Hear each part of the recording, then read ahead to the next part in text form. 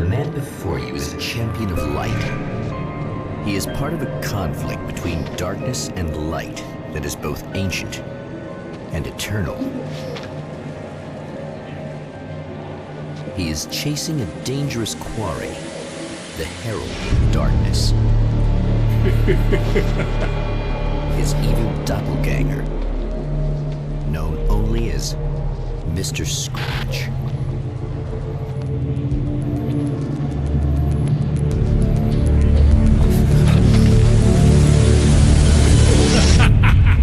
I'll catch you eventually! Maybe. But what are you gonna do then? By then, I'll have had my hands on everything you love.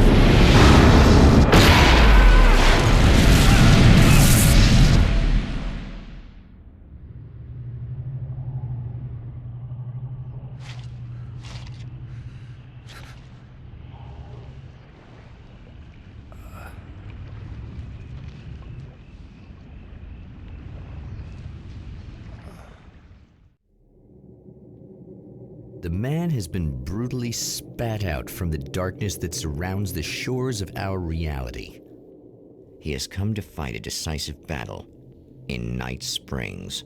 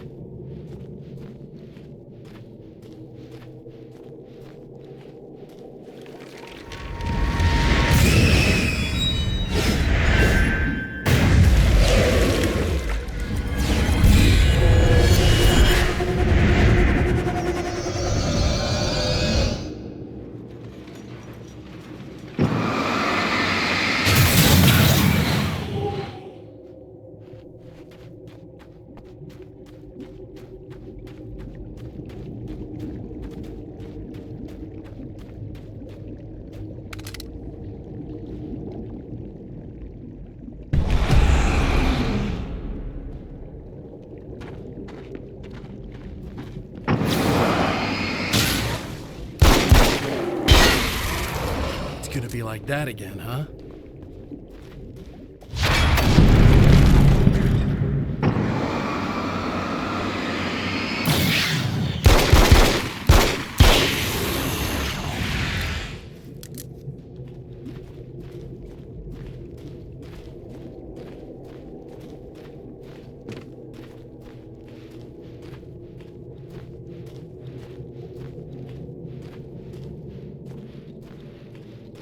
In another life, the man was a writer. He still practices that art, forging weapons of war out of ideas. But the violent currents that brought him here have scattered the pages he has written.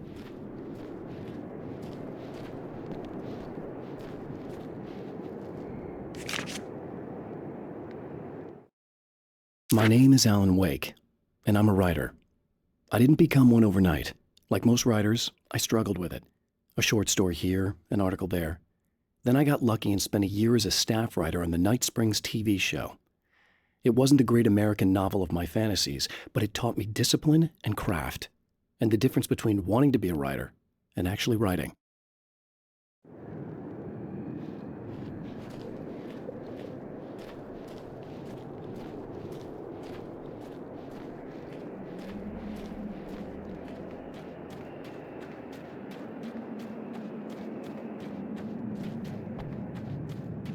The lights of the motel promise safety.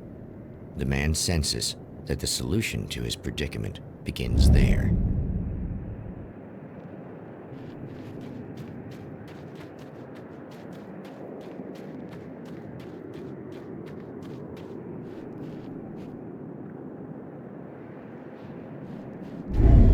Somewhere within the Earth, space itself has been pierced, and from dark depths runs a steady flow of monsters.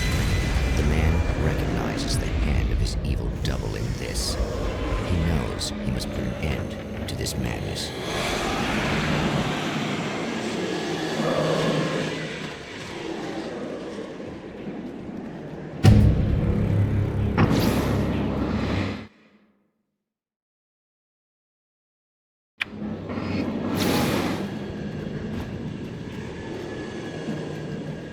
I can't stay here now.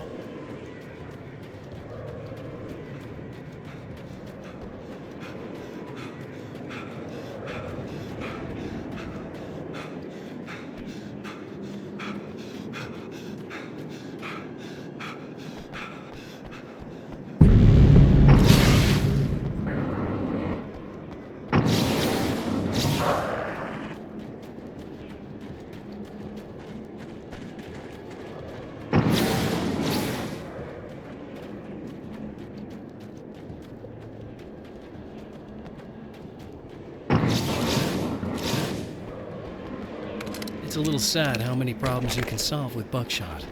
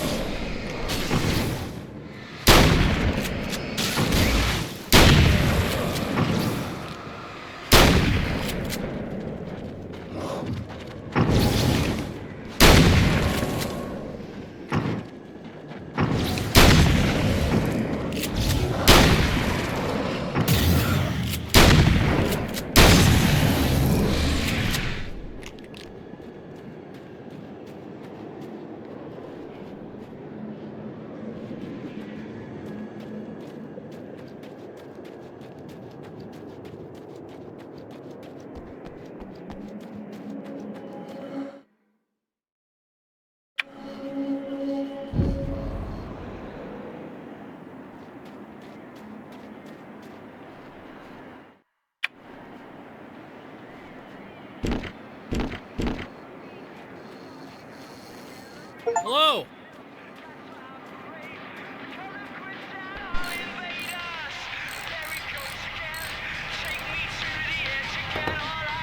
Hey, it's you. There. You remember me, right? Emma? Emma Sloan? I think you might have something that belongs to me. Really? A typewritten page?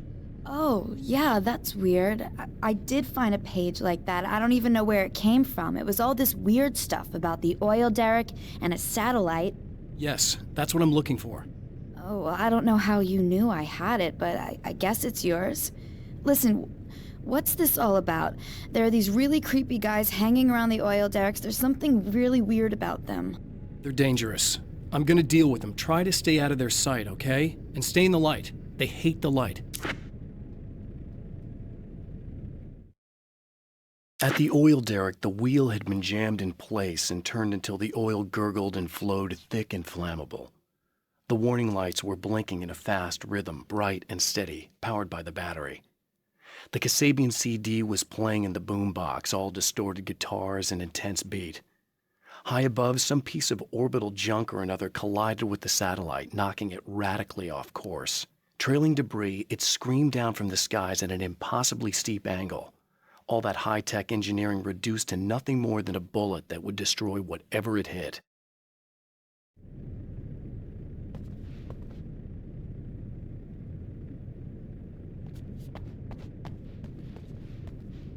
Just to be clear, you should know that we haven't actually met before.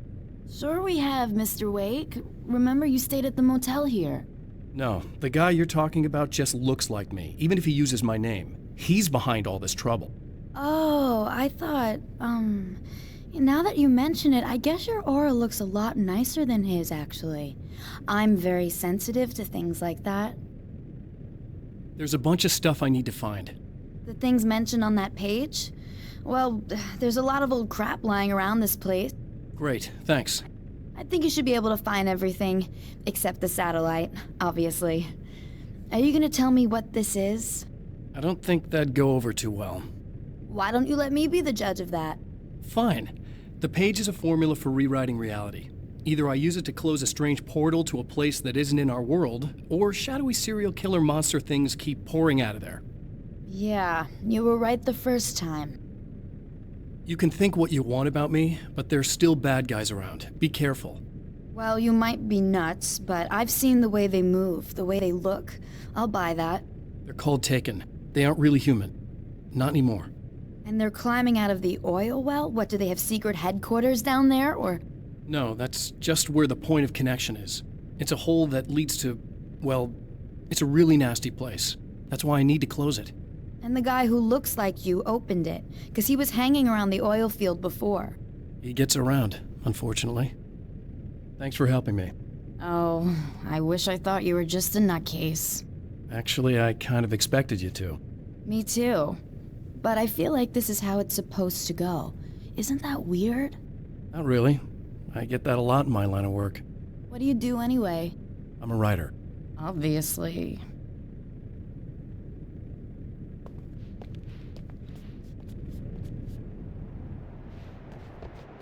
What was that you said about my aura? Oh, I'm very spiritual, you know. I can see auras, but I only use it for healing and helping people. I'm like a wise woman, you know? I give people insight and advice. Look, just because I say crazy things doesn't mean I believe everything. Don't be like that. Maybe you should take a few crystals with you if you're going out there. It might be dangerous. They soothe your energies and focus your mind. It's fantastic. And they help me take out the bad guys? Oh, well, no, not as such.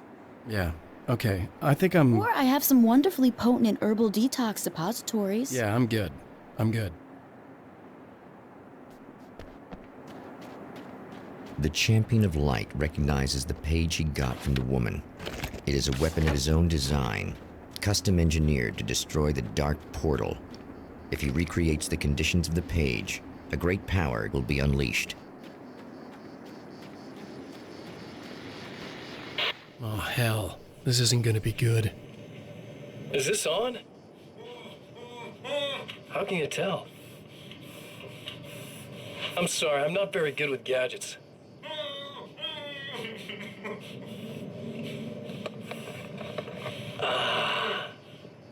That's more like it.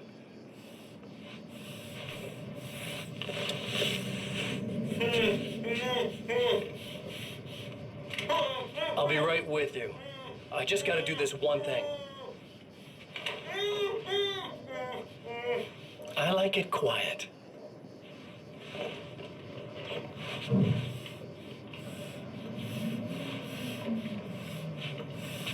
I bet you're wondering why this is happening. Why am I doing all this? Why am I so hell-bent on ruining your life? You're cramping my style. You've got money, fame, everything you could want. But you don't know what to do with it. I do.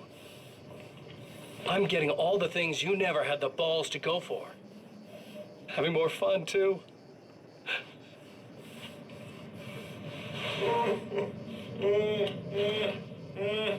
Do you know the real difference between us? I'm not afraid to be the center of attention. This poor slob's just collateral damage, really. I mean, beat some information out of him earlier. But this part? This is just for kicks.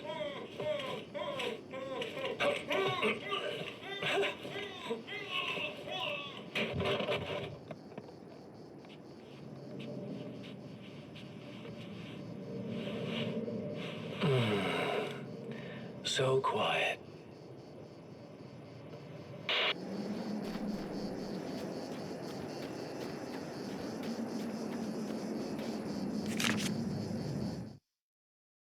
I know that when I arrive, the clarity of vision I have now may disappear. I've made my plans. I've prepared for this, but I know the transition from the dark place will be hard on me, and not just physically. It may affect my mind, my memory. These pages should help me remember and focus. That's worked for me before. Even if that fails, I think I will be able to trust my instincts. I'm navigating my own story. I'm hoping I'll know where to go and what to do, even if the details elude me.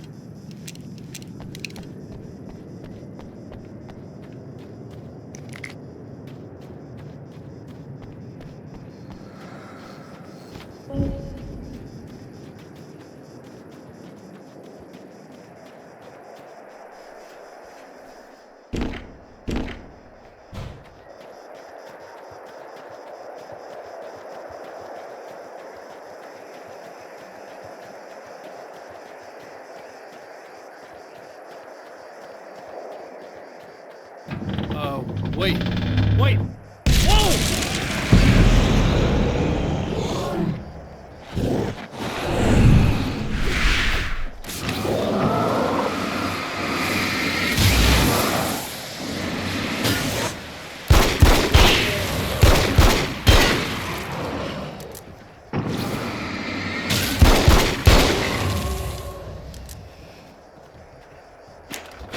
That's one thing down.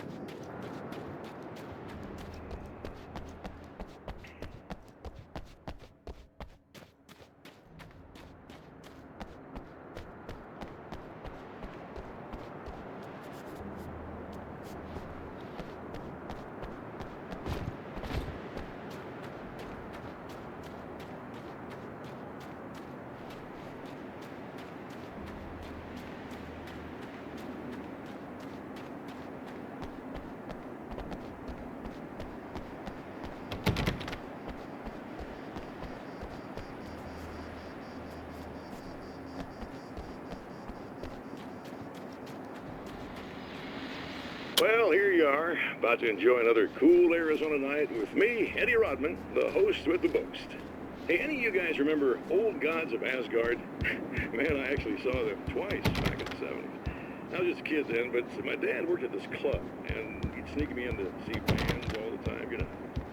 Talk about an education. Anyway, great band, couple of great albums, solid fan base, and then they kind of dropped off the face of the earth. Well, now, almost 4 decades later, they're making a comeback. And let me tell you, these boys have seen a lot of road. They're some serious rock and roll veterans, because they weren't too young even back in the day. Well, now I've got Odin and Tor Anderson, 2 of the original Old Gods, in the studio with me, along with their manager, Barry Wiggum. Nice to have you guys here. Oh, hey, great to be here, Eddie.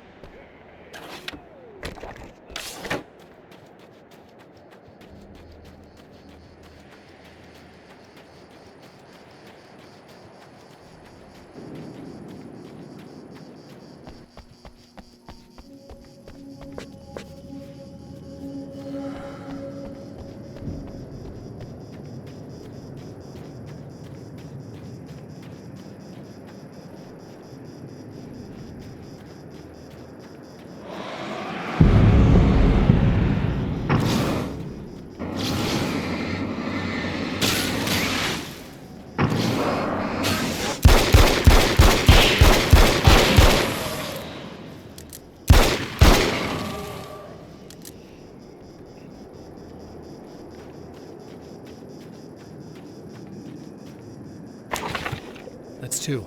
Just one more to go.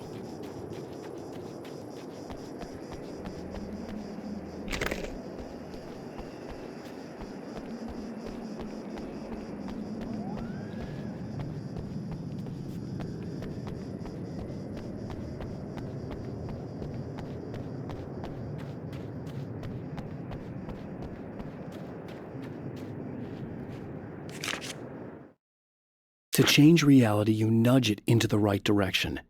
Your version of it is there, waiting. It wants to come true. All you need to do is help it achieve its potential. The devil is in the details. You change the details of the scene to match those on the page. If you get the details right, if you achieve that critical mass, the shift will come, and the rest of your new reality overrides the existing paradigm. The lie, no matter how outrageous, is now the truth.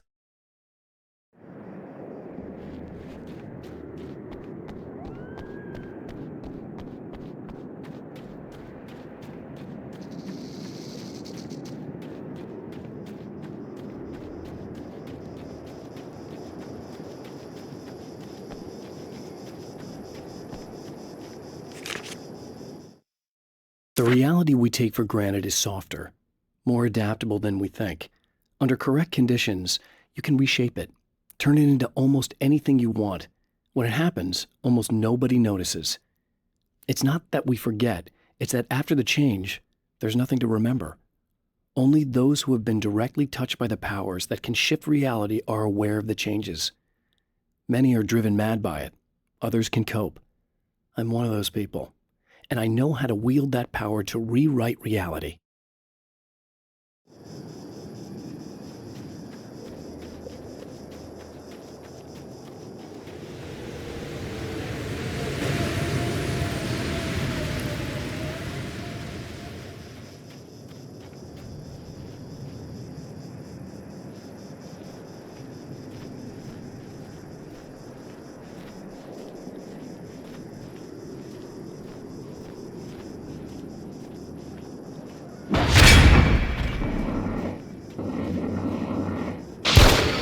Tears itself in two to avoid the hated light. It becomes weaker, but more dangerous. Such is the arithmetic of horror.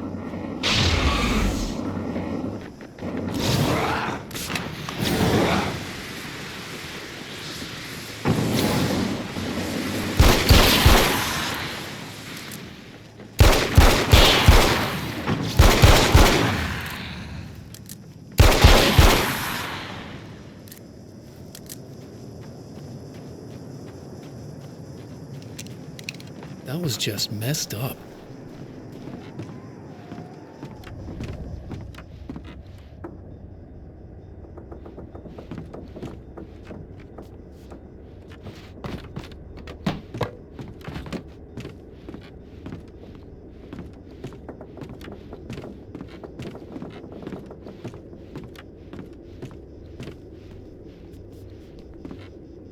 That's everything. The man has found the battery, but it is empty. It will need to be recharged. Something tells me I'm really gonna need the extra firepower.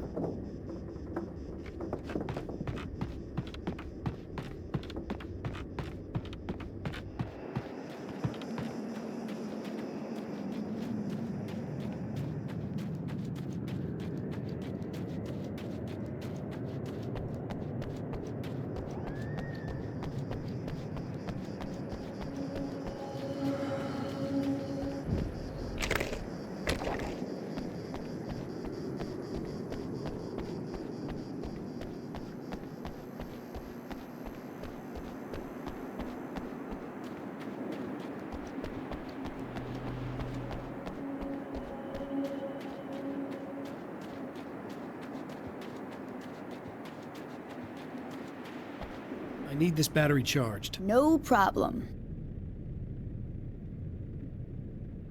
Here you go. Thanks. Listen, I don't know what's gonna happen exactly when I do this. My memory's a little hazy. I don't even know what that means.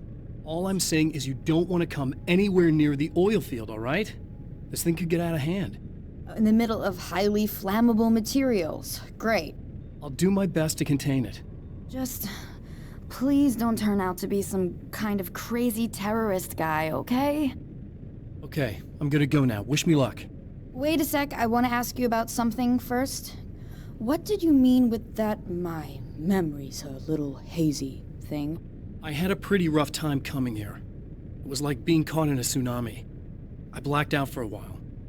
It's hard to explain. There's a barrier of sorts that I had to break through. I was lucky to make it here with my wits as intact as they are. So you might have brain damage, you're about to do great things with a magic piece of paper, and you came here from another dimension? No, I'm from New York. I was just visiting another dimension. Oh, yeah, okay. My bad.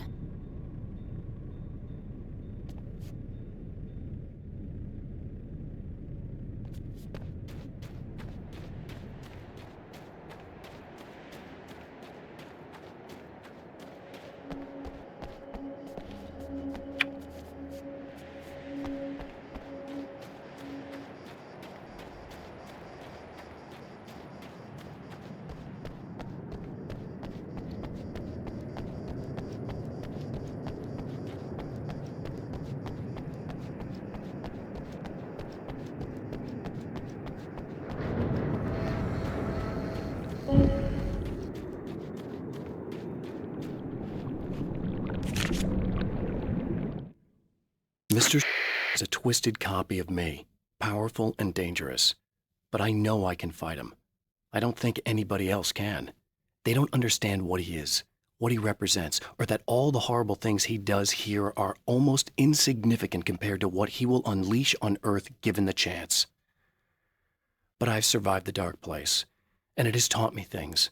How to cope, how to stay sane when the world goes crazy. He's 2 steps ahead of me, but I can find him. And I believe I can stop him.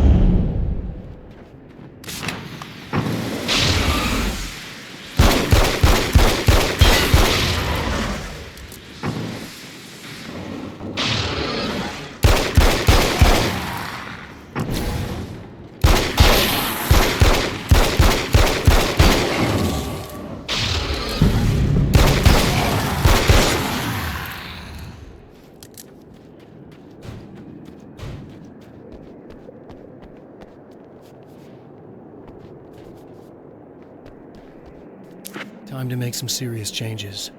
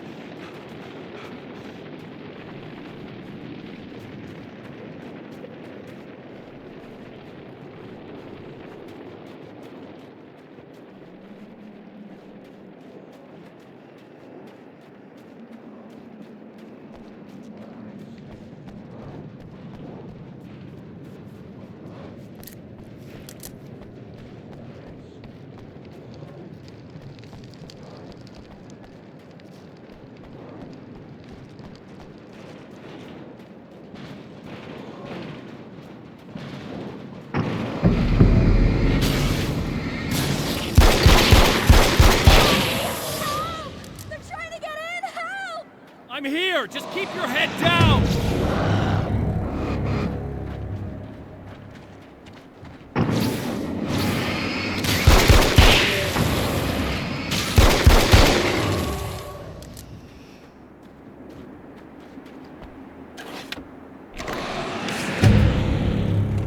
I think I hear more of them! Yeah, I think I noticed.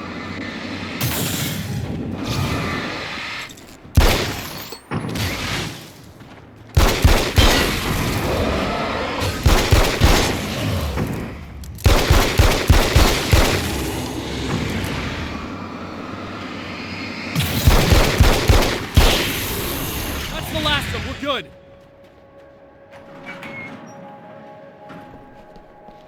What the hell was that? Easy. I got him. You're safe. I need you to tell me what you know about him. The guy who looks like me. There was a party in one of the rooms. It was pretty wild. I'm not sure which room it was in. You didn't attend. No, I wasn't there. But it got way out of hand. Anyway, I heard that he went to the diner and there was a fight there or something. Maybe you could find out more from there. I got some keys that you could maybe use. You just happen to have the keys, huh? Fine. I'll take a look. Stay here. Like hell. I'm getting out of here as soon as you leave so I could close up this place and go home. Emma, you really want to stay here in the light? Yeah, thanks for the advice, but I'm not sticking around. Just go already, okay? Are you okay?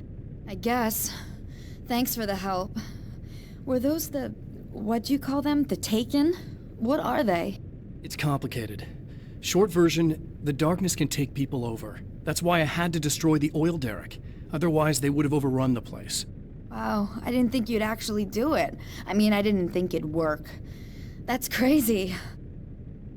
Let me just try one more time at the risk of sounding like a broken record. It's bad out there. I don't want you hurt. You should stay put. Yeah, while you turn this place into an inferno, run around shooting things up and play some kind of weird games with your psycho evil twin.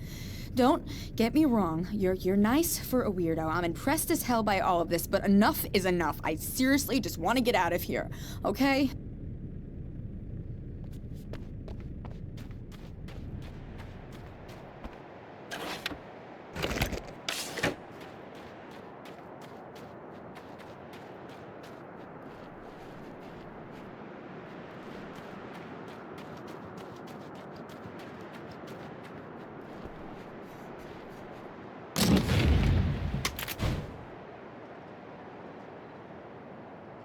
I guess it's about time I went full auto.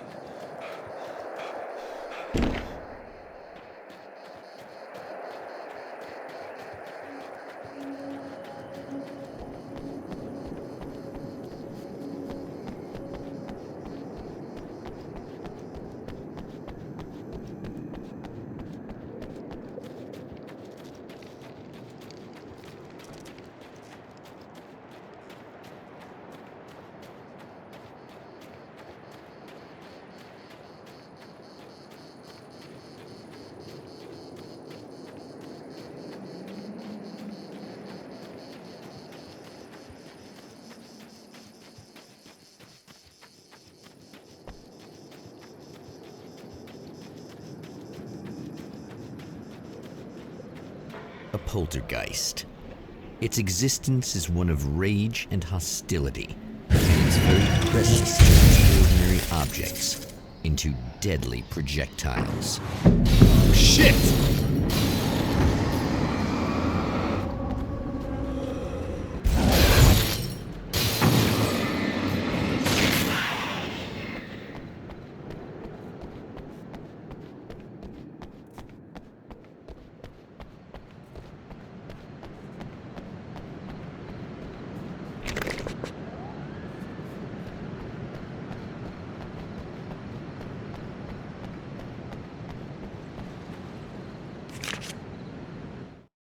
The strands of webbing glistened in the beam of my flashlight, fine, almost ethereal.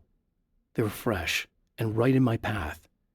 I held my breath and waited, ears straining. Nothing. I moved on, concentrating on the task at hand. Just get what I was looking for, then leave. That's all I keep telling myself. For a moment, I actually thought it might be as simple as that.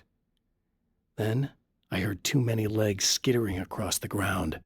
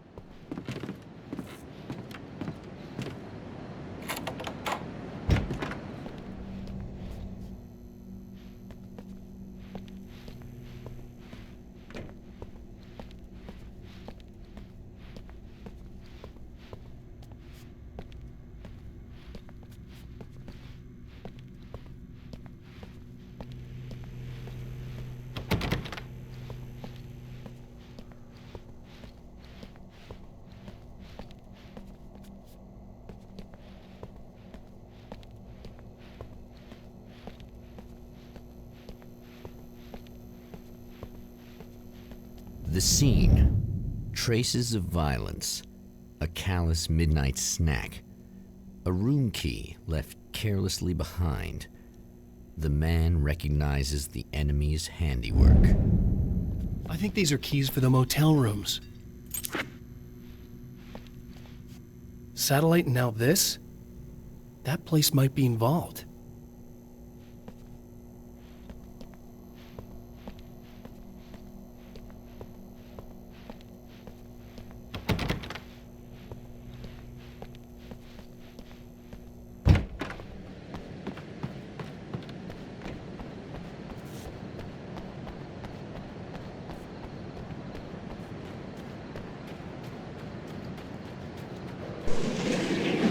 Emma Sloan was a believer in a great many things, most of which were entirely fallacious.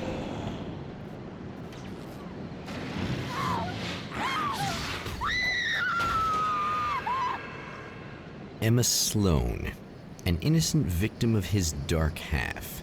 More collateral damage in the ongoing war. Damned by forces beyond her control, as much as by her own actions.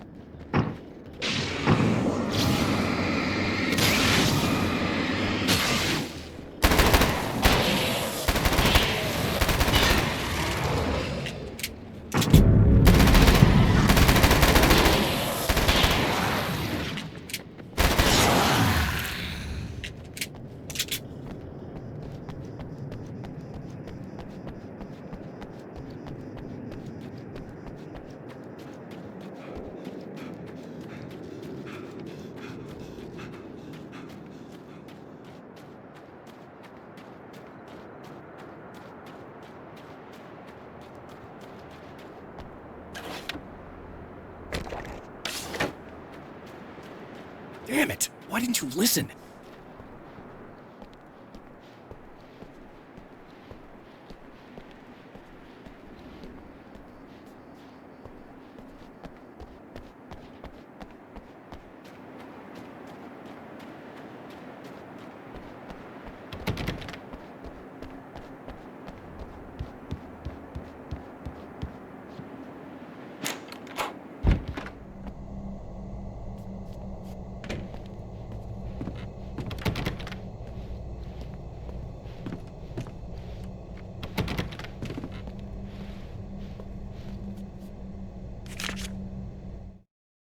My own face peered back at me from the TV screen. For a moment, I struggled with the sensation of déjà vu. How many times have I seen myself like this now? And then there was that easy grin that never seemed quite as quick or natural on my own lips, the dark, malicious twinkle in the eyes. And I knew who I was looking at. As he pulled back and revealed the room behind him, my throat went dry. There was nothing I could do but watch.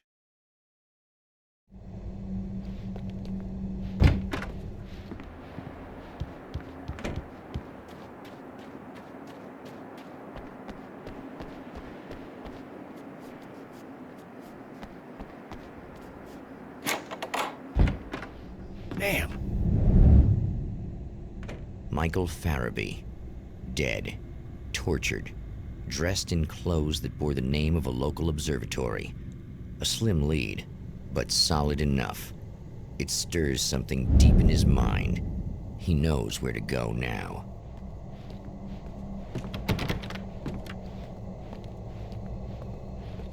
I guess that'll have to be my next stop.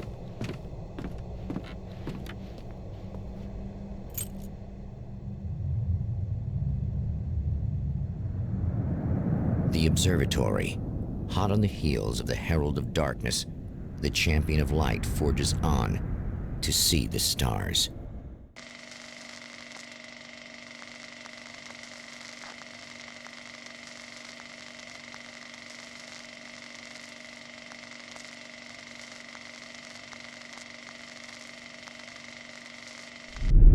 An observatory, a place for a man to witness the magnificence of the universe. But such insights are not what the champion of light is looking for. He has come to find a weapon.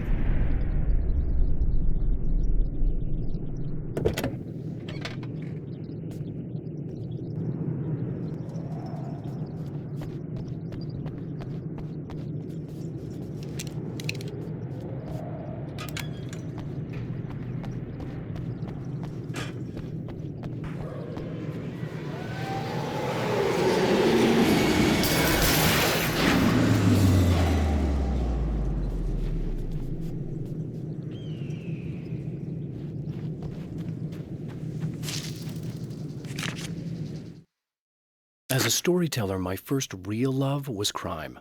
And it was in that genre that I finished my first novel, starring the perpetually miserable Alex Casey, whose entire life was a wound that never healed. The books sold as fast as they hit the shelves. I wrote 5 more Alex Casey books, and they all were bestsellers. I became rich. I became famous. Success brought pressure, and I didn't handle it very well.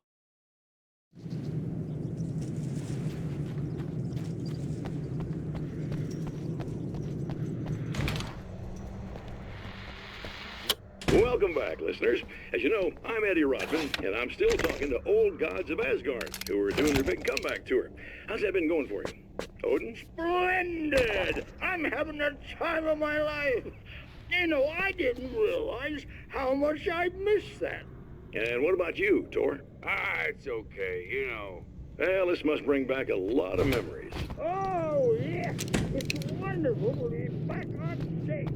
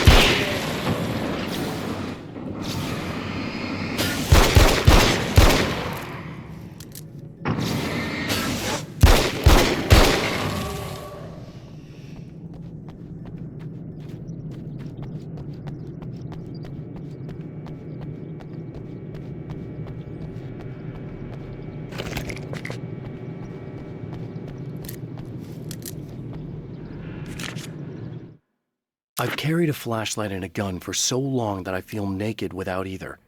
It's all too often that I need them. The darkness protects the taken. Shadows crawl over their forms like living things, protecting them from harm. Blows that would injure or kill a human outright mean nothing to them as long as the darkness persists. But light makes them vulnerable. Light burns the shadows away. The darkness that drives them is still in them, but now they're vulnerable. Flashlight and gun. Sometimes it feels they're all I have left.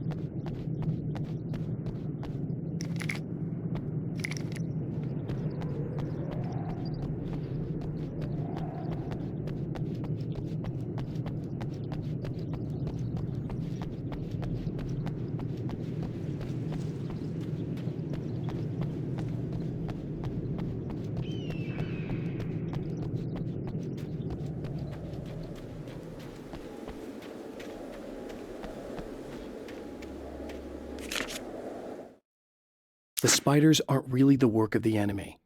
They're a side effect, a part of the dark place's less significant fauna that has managed to slip through the opening I made when I arrived. Less an animal than an idea that has assumed the form of an animal. Makes them no less dangerous. but at least they're a little easier to deal with. The darkness doesn't protect them like the Taken, and thus they can be destroyed by either light or bullets right away.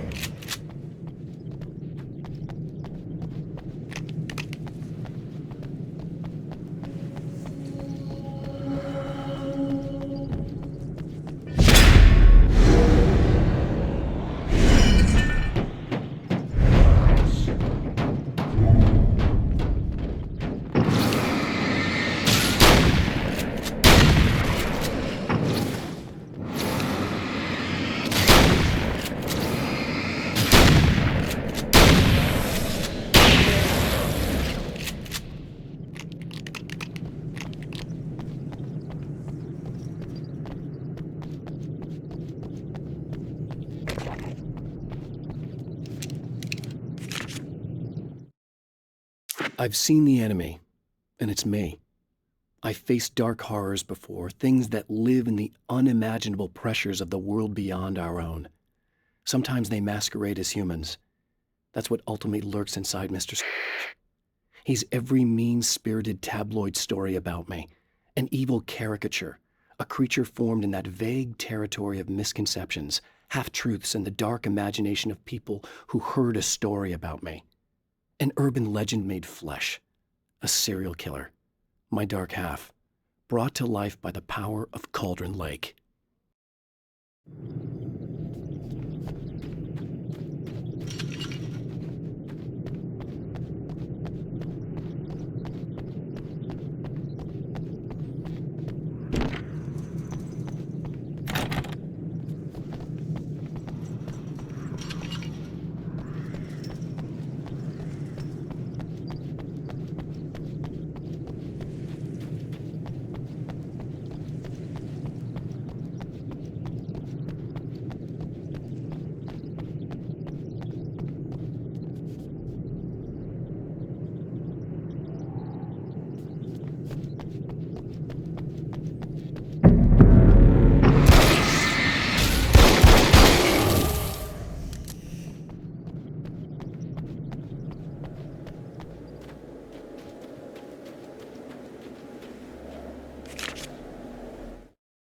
The pressure of success got to me. My wife Alice was the sole thing in my life that anchored me. Suddenly it wasn't enough. I couldn't write anymore. I distracted myself with wild parties and whatever trouble I could scare up.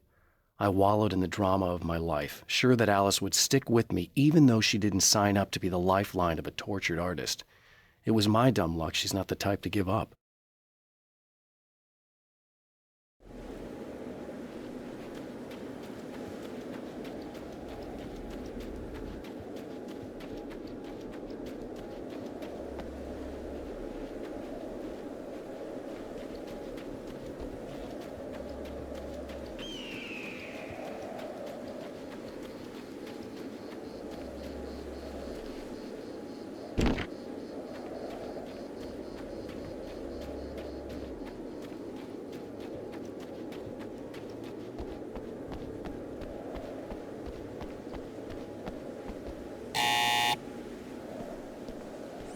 Hello? I'm Dr. Rachel Meadows, and... Wait a moment, it's you! I can't believe you dare show your face around here again.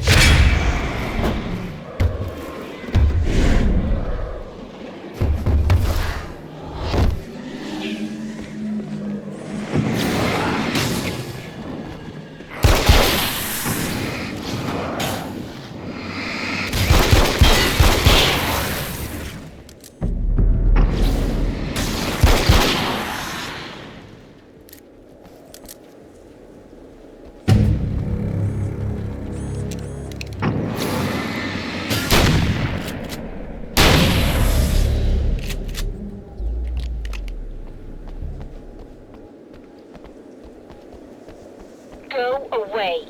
It wasn't me. I just look like him. Are you serious? That's what you're going with? Please! I'm trying to stop him. You saw those shadow things trying to kill me, right? I bet he got along with them just fine. Yes. Yes, he did. All right. Come on in. Thank you.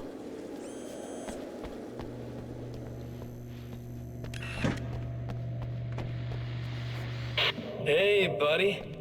I figured I'd take a moment to talk to you. There's a party next door. I'm feeling pretty good right now. A little beer, a little fun, you know? It's nice.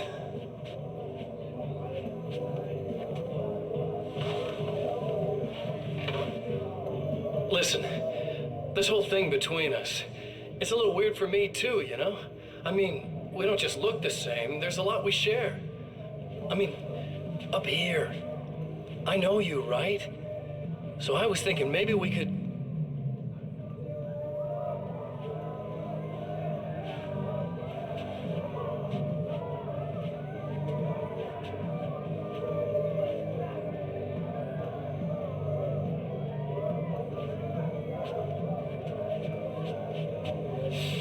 These guys are getting out of control. Look, I feel like we're both victims of circumstance here. And maybe we could make some kind of effort to...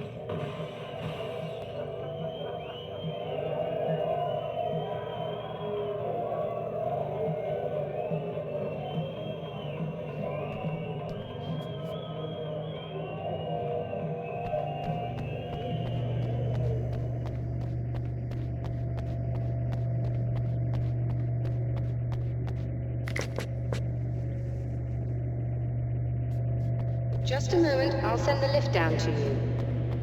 I didn't expect to see anyone here tonight, but I'm relieved to see an actual person. That's assuming this isn't some kind of cruel trick on your part, of course.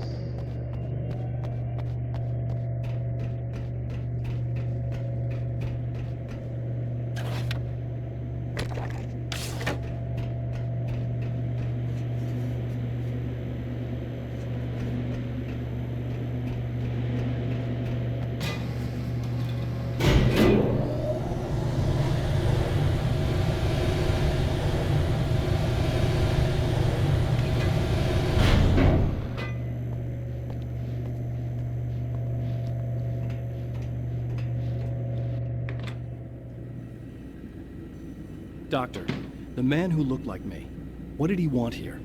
There's a strange astronomical event happening right now. Something I can't begin to classify, but I think it's disabled our satellite.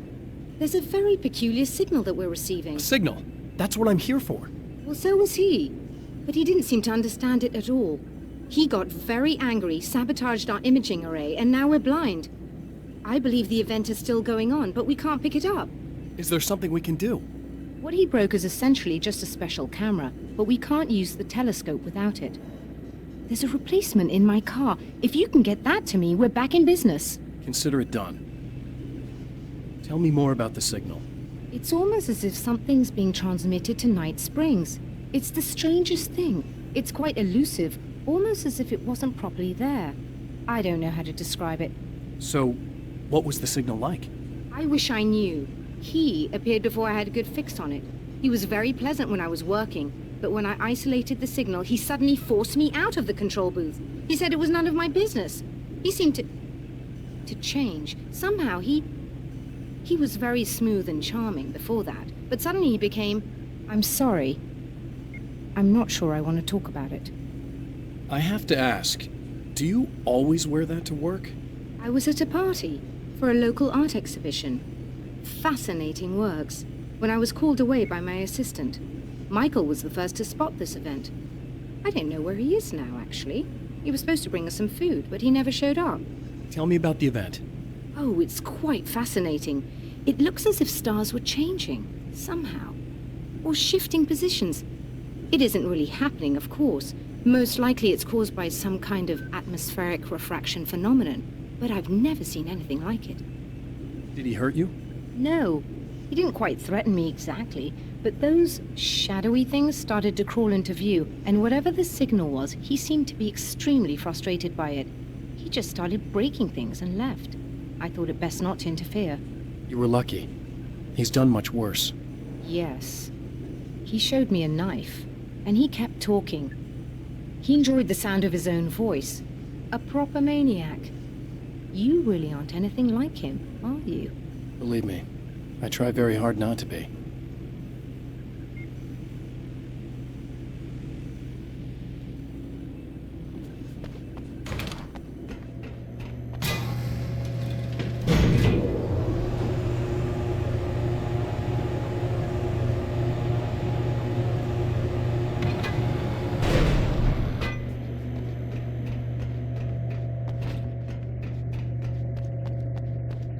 Good luck, and try to be careful.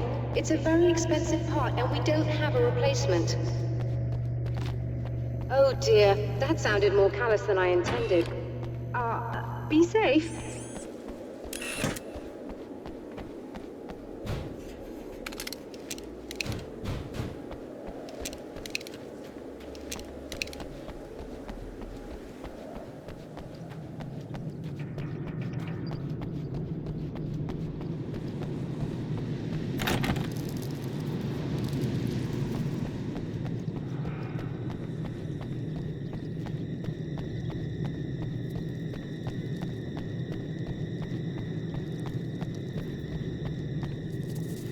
This must be her car.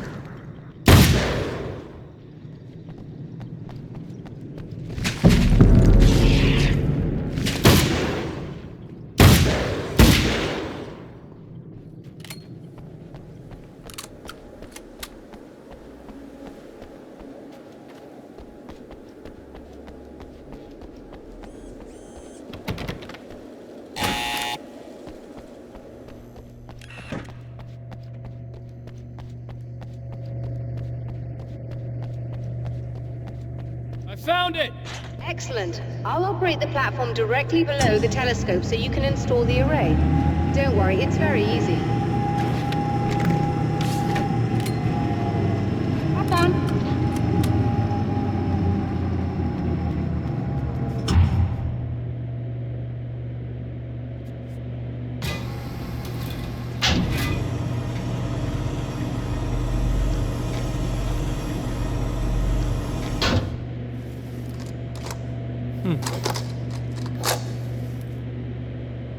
Brilliant, you got it. I'll just run a quick diagnostic on it. Yes, it's in perfect order. All right, we're good to go. Let's take a look at the skies.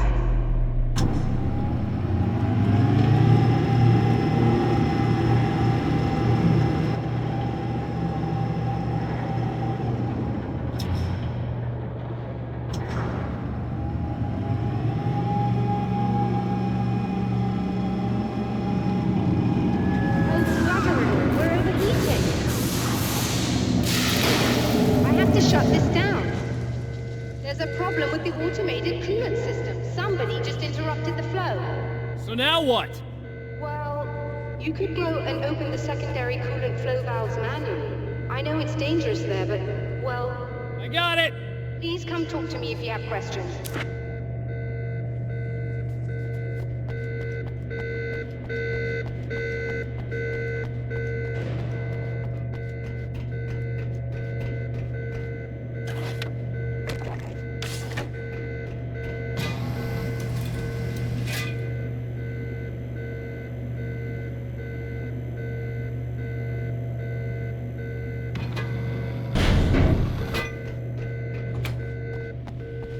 Is there something I should know about this coolant thing? Oh no, it's quite straightforward. The telescope is very heavy, and moving it generates a lot of heat. So do all of the electronics. Overheating could cause damage, so it shuts down automatically if the coolant fluid isn't flowing. And hot electronics generate instrument noise, which we want to eliminate as much as possible. What is this coolant anyway? Is it dangerous? We use liquid nitrogen. It's quite safe. If I can make it to the valves in one piece. Yes, there is that. Good luck. I'm assuming you didn't have this kind of trouble using the telescope earlier, when my double was here. No, it went very smoothly.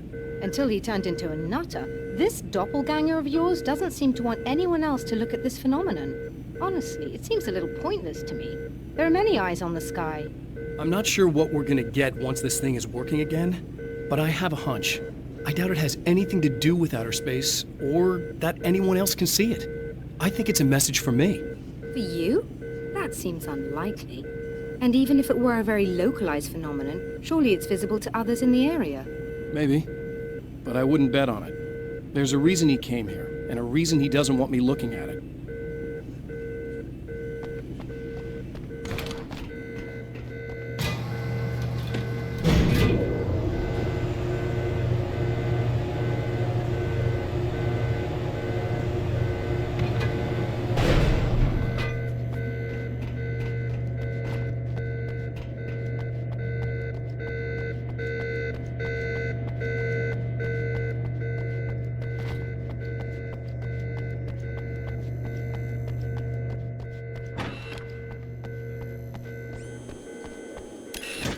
Just remember, you need to release all 3 valves. It doesn't matter what order you do it in.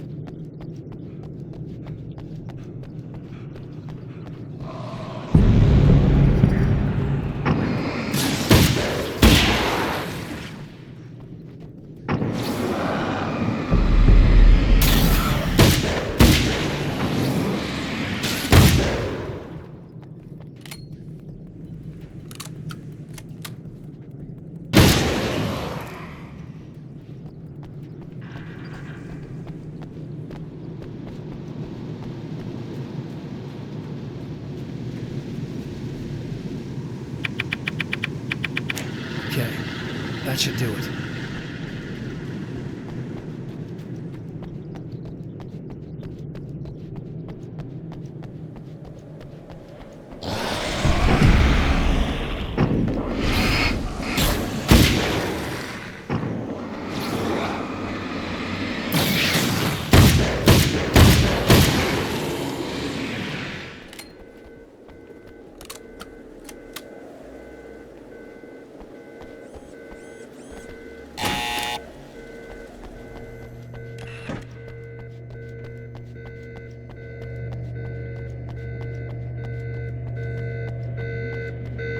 Install the valves, Doctor!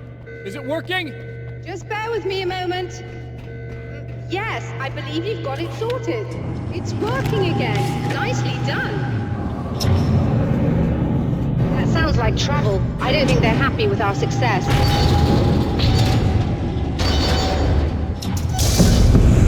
Look out, they found a way in.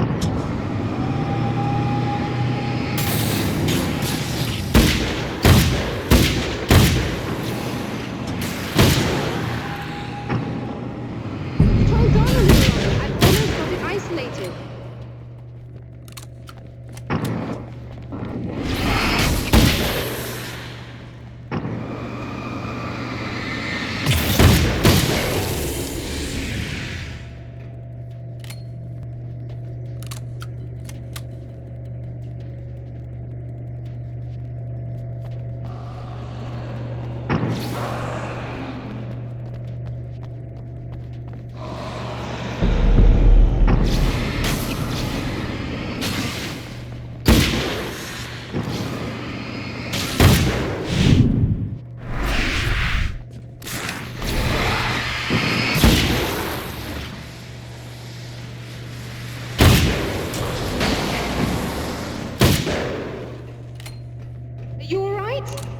Intense.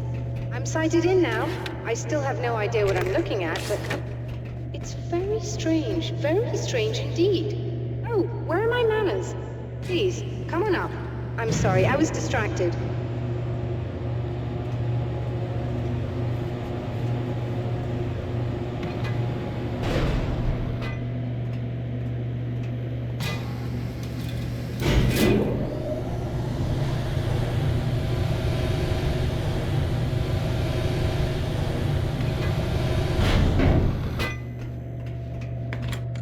Are we receiving the signal now? Oh yes, it's coming in loud and clear. It's amazing. I'm not sure what it is yet, let alone where it's coming from, but it's interacting with our system somehow. Like it was intended for us. But I don't understand how that could be. Maybe that's just how the story goes. What? Never mind. Is there a way I can hear it? Or however this is supposed to work? I think the signal is incomplete somehow, but you should be getting a printout of it now. What do you mean it's incomplete? It's almost as if we're only getting a fragment of it. I need the whole thing. This is important. I'm sure it is, but this is all we're getting. Did the man who looks like me get the whole thing? He locked me out of the booth, so I have no way of knowing. But I can tell you that he didn't really seem to understand it. So, what's in the sky? It doesn't make any sense. The stars are just... they're wrong. I thought I'd be able to see something. But it's like I'm looking at a sky that's just... it's not the right sky. But that's impossible. I consider myself a rational man, Doctor. But this isn't a thing you can measure or explain. I've seen impossible things that have taught me just to roll with some punches. It's either that, or go insane. I find it disturbing that you sound like you're speaking from ample experience.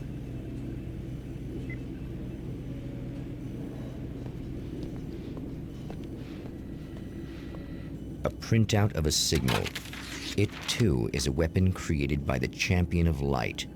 In its words, stirs a new reality. But it is incomplete, and yet it provides a roadmap for the man to follow, a course that will lead him to a place where he may confront his enemy.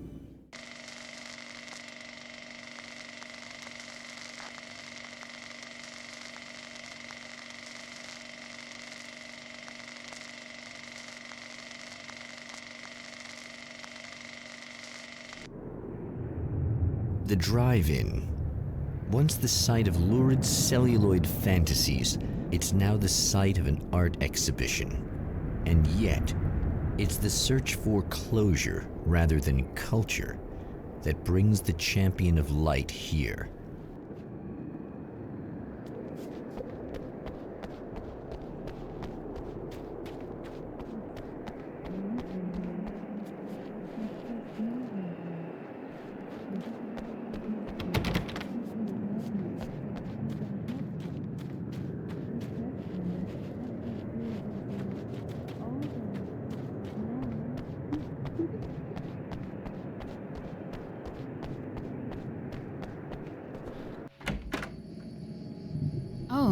It's you.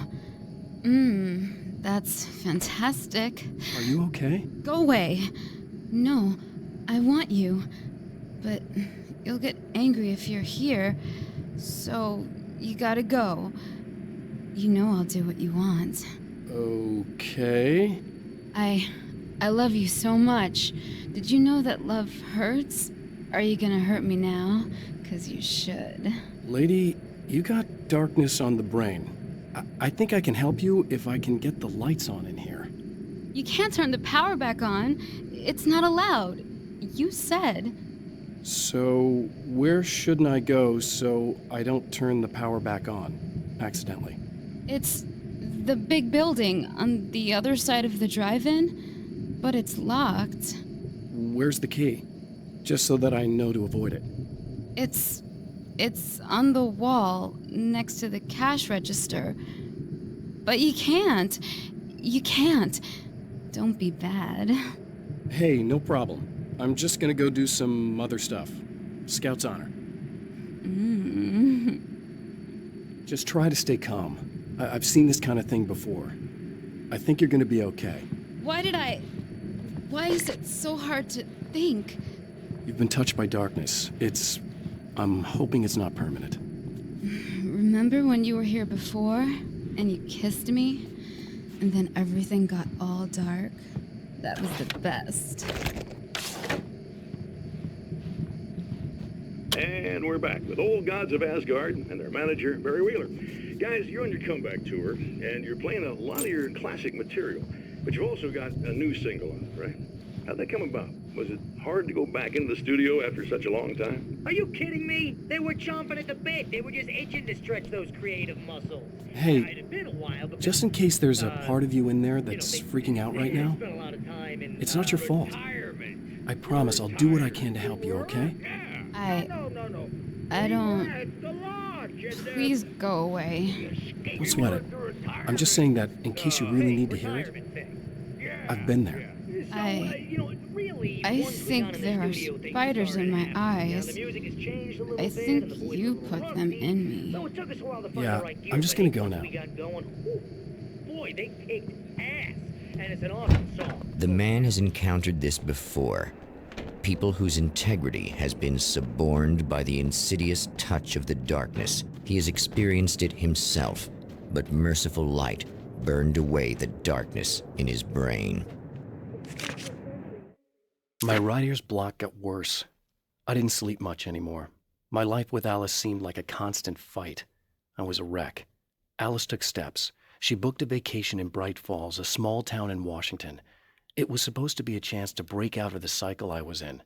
She didn't know about the darkness in Cauldron Lake.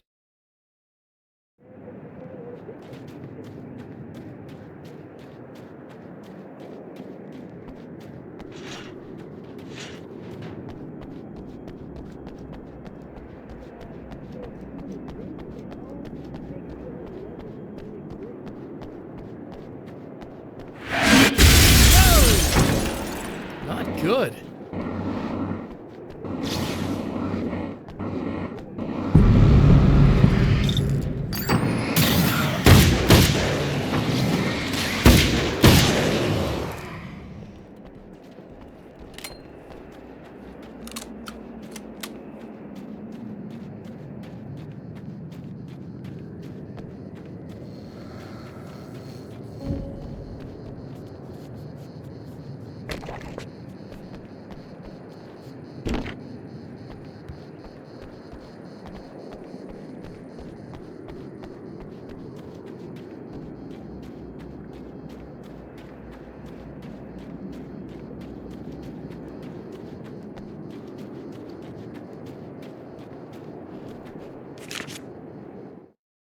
The car seemed to sail through the crisp mountain air in slow motion, spinning around one axis almost lazily. The moment was hypnotic. Then it struck the pipeline in a shower of sparks, the impact turning the windshield into a burst of safety glass.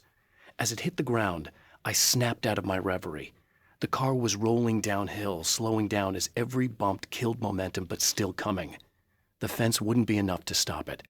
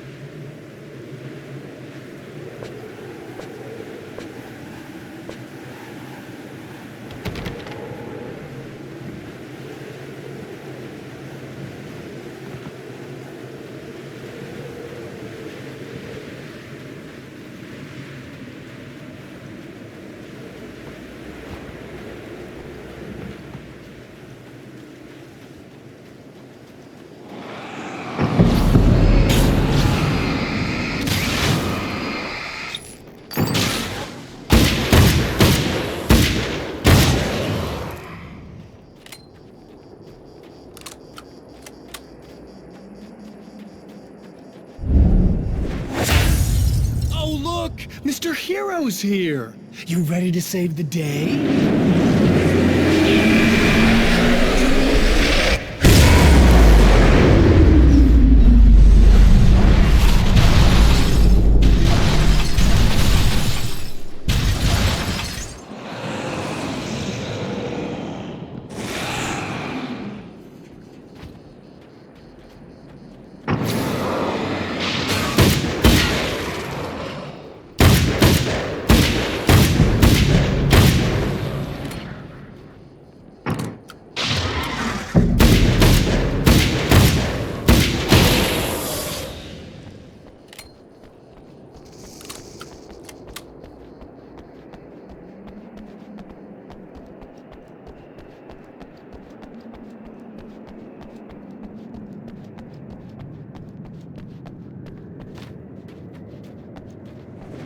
You are gonna shit yourself when you realize what I have done. Shut up!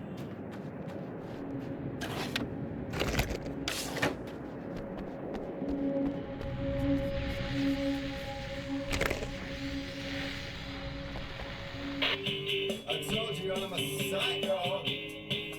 Really?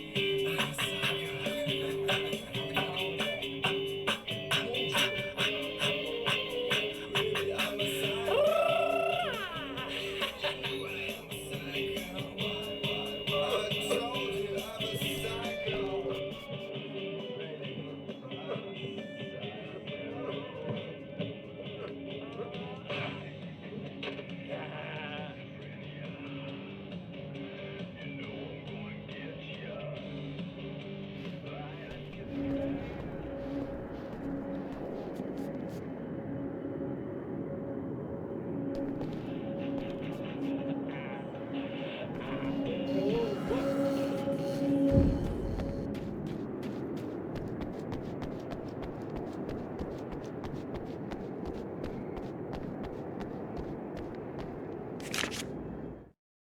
It's been 2 years since I came here. Being that long without Alice breaks my heart. And I know it broke hers. I know she thinks I'm dead. How could I blame her for that? It would be a crime to pretend that she owes me anything. She took all the stupid, self-indulgent bullshit I brought into her life and still stood by me. Still loved me. It's no betrayal. But I'm a better person now than I used to be. I want to be that person with her.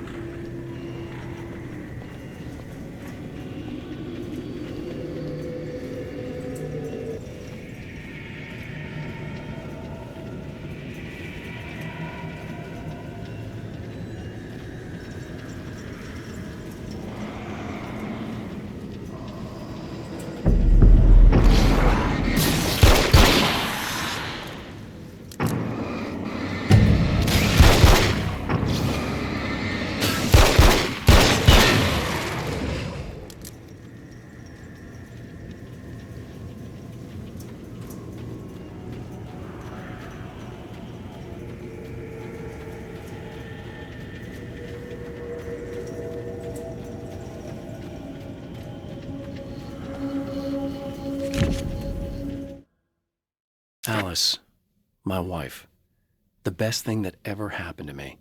She smiles and the darkness lifts. For her, I've tried things I otherwise never would.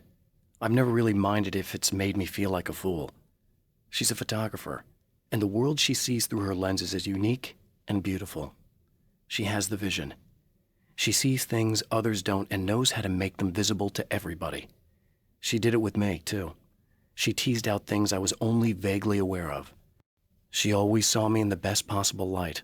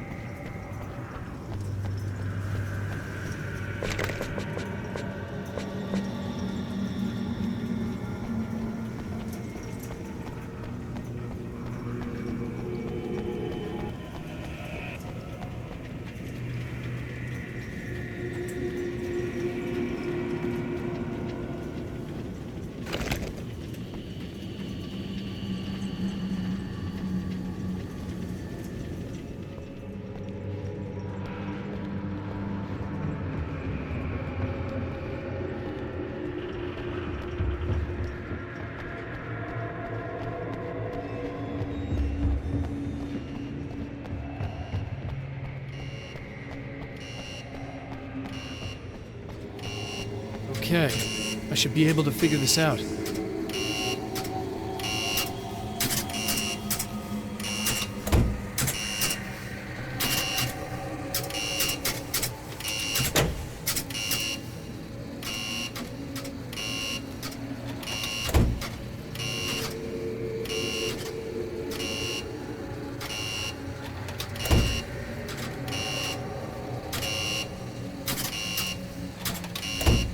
Red lights, green lights. They have to mean something.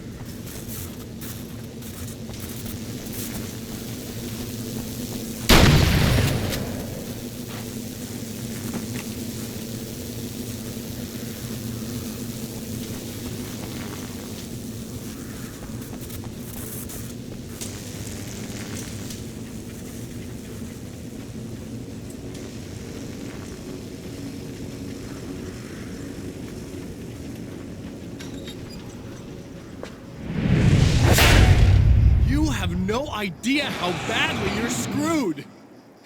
It's gonna be a blast to watch you find out. Don't get hit by those.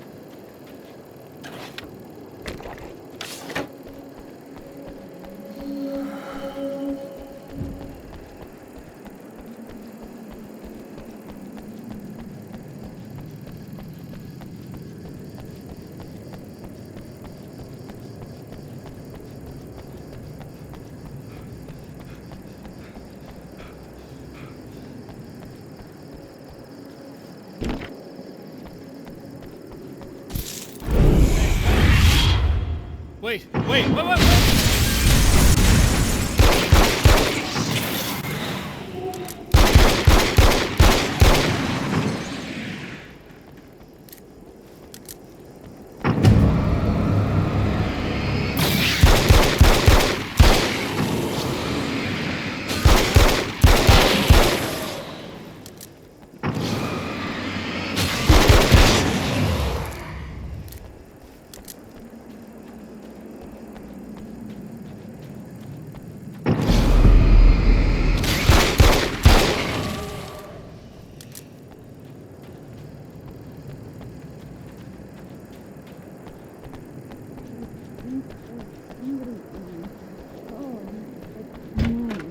It's... No, don't! Oh, it's not... It's you. Did you help me? Looks like you're feeling better now. Yes, I am. Thank you so much. I don't know what happened. There was this guy. Before you say anything, I know I look like him, but I'm not. Don't worry. You just don't feel anything like he does. He was in my head. I feel like I need to take 50 showers. Where is he? That asshole wanted to get into the projector booth. He was talking about fixing things so the sun never comes up. God, it didn't seem that weird when he was saying it. It sounded really good at the time. You weren't yourself. The projector booth. That sounds about right. I need to get in there. I have the access code for the door. Here. Thanks. I'm just glad you showed up now. He said he'd be back after he'd arranged for some security. Do you feel up to telling me what's going on here? We have an art exhibition here, supposed to open tomorrow. I'm the curator. My name's Serena Valdivia. Alan Wake. Holy shit, it is you. I've seen you on the big screen. I know your wife. You know Alice? Wait. Big screen. Yeah, we have a film from her here. What the hell happened to you? Getting back to Alice. Oh, God, yeah, sorry. It's quite a coincidence that you're here. She made this short film. She shot it years ago. You're in it. It's a part of the exhibition. I'm in a film? Yeah, it's like... it's just footage she shot of you at some point, but she turned it into this thing. It's, almost like a memorial of sorts, because, you're supposed to be dead. Or something. Uh-huh. How's Alice? Is she all right? She's okay, I guess. all things considered. I know her pretty well. You're really Alan? I can't believe you're here. Nobody knows what happened to you. But there are people who say they've seen you. That wasn't me. He just looks the same. Like, you know. Yeah, but that guy's a lot more slimy. The thought of him makes me... I hate him, but there's something about him, God, he's so creepy. Anyway, you're not like him. At all. I hope you can stop him.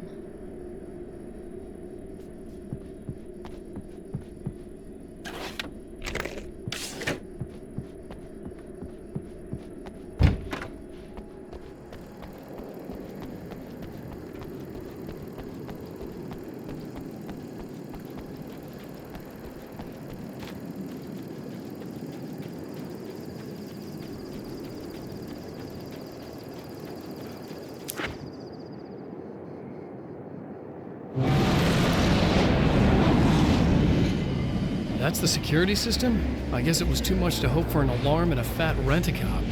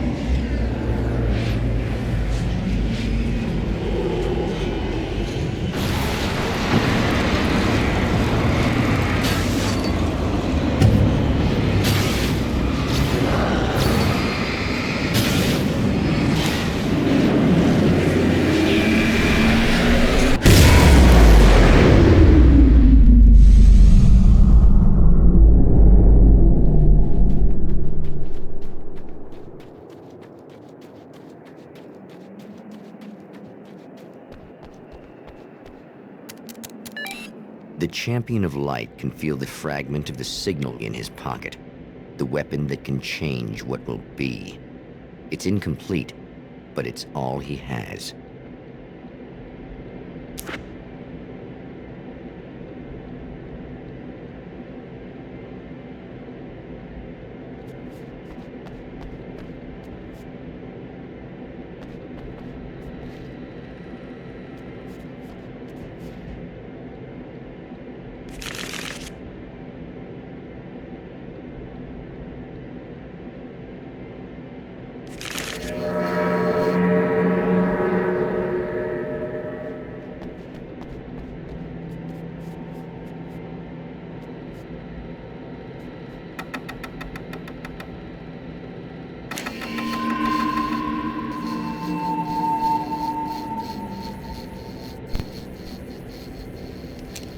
Hell, this isn't going right.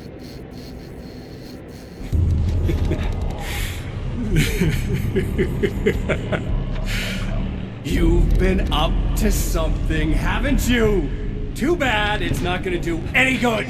I'm a better you than you ever will be, and I've got all the time in the world. Everything you've got's going to be mine. Your life. Your wife! What are you gonna do about it? The sun's never coming up now. I can keep this up forever. Show yourself! Whatever you say, buddy.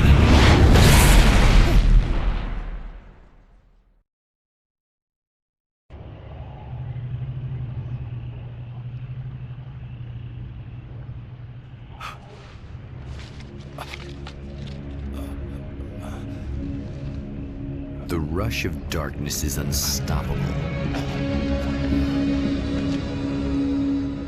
Time itself twists and tears, sweeping the champion of light back with its dark currents.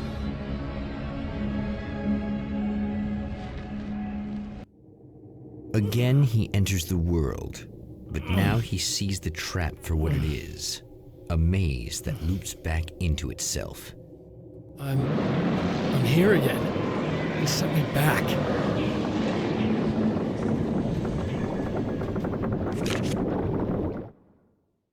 In Bright Falls, I was constantly under attack by birds that were more shadow than flesh and feathers. But this is an evolution. Some of the Taken were actually capable of turning into a flock of birds to escape my attacks and turning back into human form to make surprise attacks.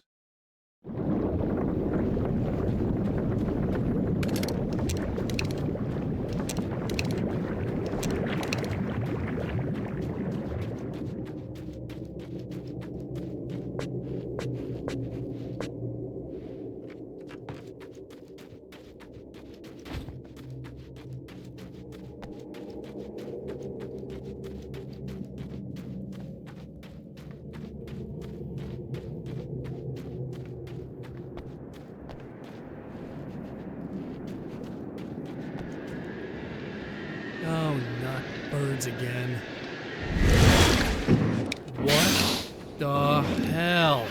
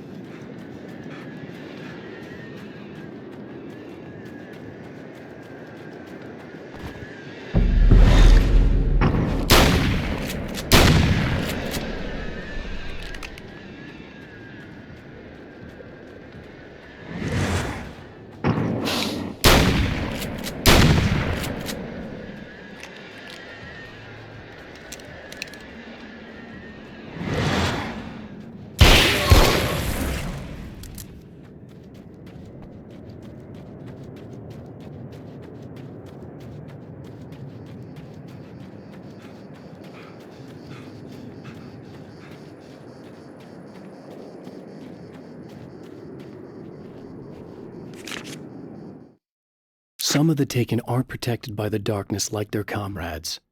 Instead, their aversion to light is so extreme that they literally split into two when they encounter strong light.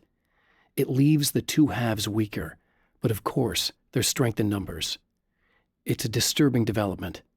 The dark presence I faced 2 years ago was powerful, but it didn't have much in the way of imagination. Clearly, the same cannot be said of Mr.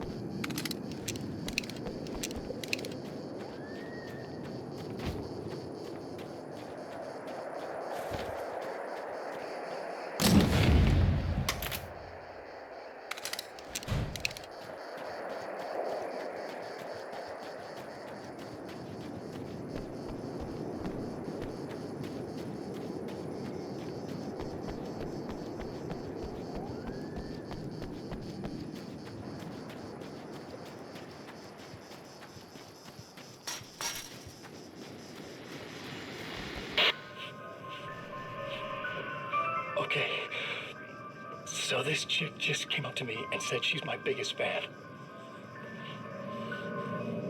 I know, they all say that, right? And she's giving me the eye. So I make a couple of moves, we have a couple of drinks, and then things start happening. But I say I have to go to the bathroom first. Uh-oh, right? She's got no idea. Watch this. This is gonna be priceless.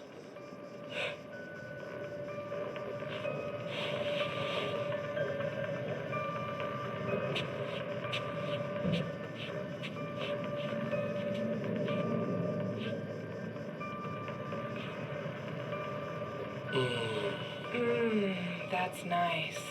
I thought you'd like that. Are you tense? You feel a little tense. Maybe a little. I had a crappy day. Yeah? Don't worry. It's improving real fast. Yeah. Hey, don't stop. It's just getting good. Watch this.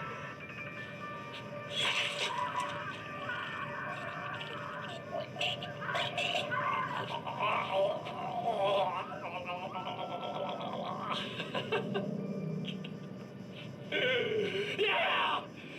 Did you see that? Oh man! Did you see her? Boom! More than anything else, that's animals. It's in our nature to imagine, to turn fantasies into legends, to be storytellers. But on a rare occasion, a mind.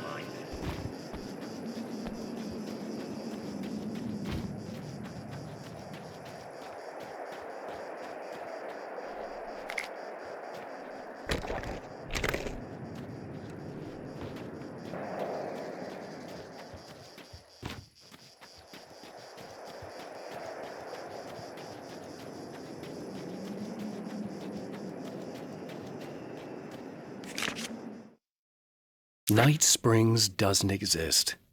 It's a fictional town from the TV show I used to work on. It was Any Place USA, a place we used as a backdrop for whatever strange story we had that week. One of the stories I wrote for the show involved a man, the champion of light, fighting his evil double, the Herald of Darkness. It was something I'd written back in the real world, something I had a link to, a framework I could build on. I had adapted it into a new story. This story.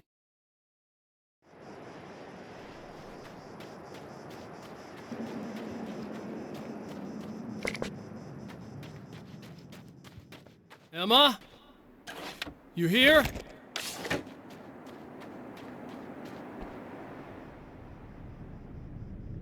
Wow, it is you. I guess all of it really happened. You remember me? Kind of.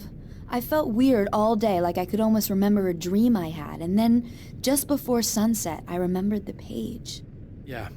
I'm going to have to go get those things again. Not all of them. I went out and got them. Well, most of them. I felt stupid at first, but then it was getting dark, and those things started showing up, and one of them made off with the battery. It ran into the railroad tunnel. There was no way I was gonna follow him in there. Sorry. It's good you didn't. You should be careful. I mean, really careful. Yeah, I kinda remember something. Something bad happened to me, didn't it? Forget it. It doesn't have to happen again, okay? Just do what I say. Yeah, okay. God, this is too weird. Am I going crazy here? Just go get that battery. Try to stay calm. You're perfectly sane. We're caught in a time loop. That's why this is happening again. I believe you. God, I feel like I might just lose it any second now. How come you're not freaking out over this? Because on my personal weird shit-o-meter, this just doesn't rate. Look, I know something happened to me before... You're gonna be okay, if you just keep cool, okay? Thanks for getting this stuff for me. It's a big help. I hope so. Are you gonna make everything blow up at the oil field again? I have to. Well, whatever the hell else you might be, at least you're not boring. Just the battery. That'll save time.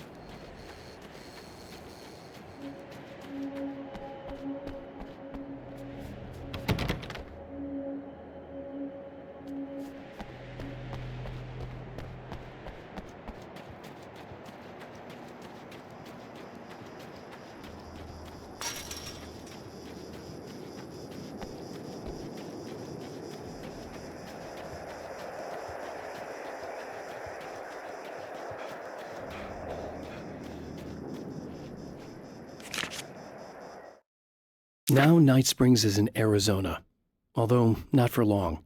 It's in Arizona because whatever the town that has become Night Springs is really called is located near one of the thin, worn places in the world where dreams and reality flow together and life is always a little strange. Perfect analogy for Night Springs. I can't return to the real world. I've tried, but I'm operating on dream logic, forcing the door open a crack so I can slip through. I can enter the strange little town of Night Springs. All I did was put it in Arizona for one night.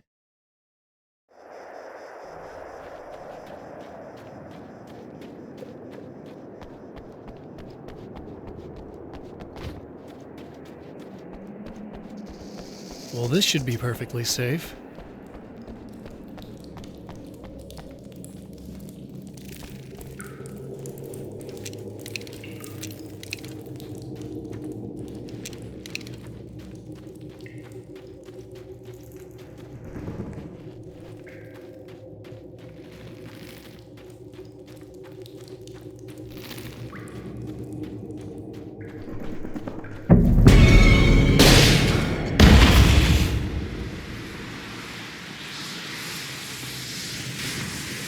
Now I just needed to charge this up.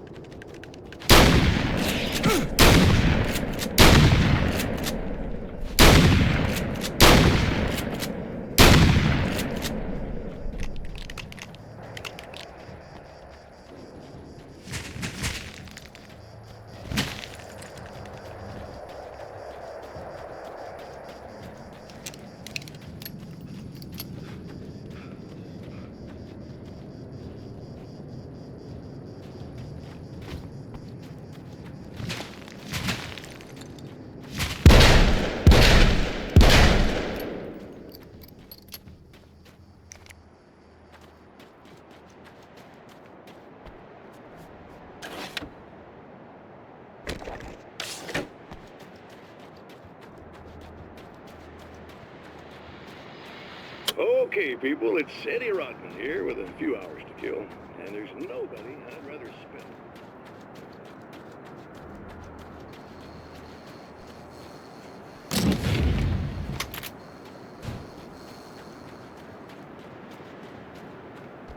Found the battery.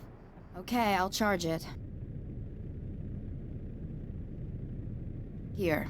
Try not to get killed. Okay. I'm gonna take care of this. Try to stay calm. Look, what if you stay here with me, please? I'm sorry, but if I don't deal with this, no one else will. Yeah, I guess. It's just that this is getting really creepy. I believe this is real, but I don't understand any of it. I'm getting scared. I can't believe you're so calm. I get scared, but I've had a lot of time to get used to it. That helps. The guy who looks like me is the reason this is happening. I caught up with him, but he swept me back here. Back in time. Yeah, it's a trap. We'll be doing this forever unless I can break out of it. How are you gonna do that? I'm working on it. I came prepared, but things got kind of scrambled when I arrived. I'm tracking down the things I need. Yeah, well, feel free to climb back into your DeLorean or whatever it is you do.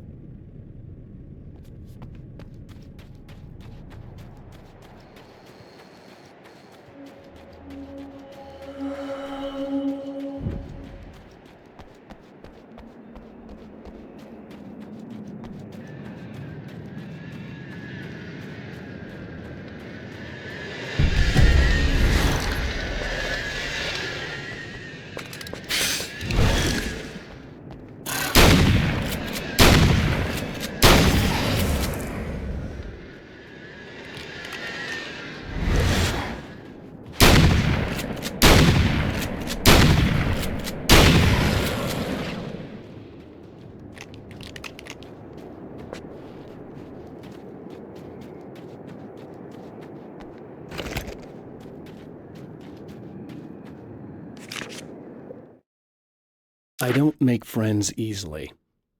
I know plenty of people, but I don't let most of them close. I've known Barry Wheeler ever since we were little boys. We had the time of our lives. I'd get us in trouble, and he'd talk us out of it. Things haven't changed that much now that we're grown-ups.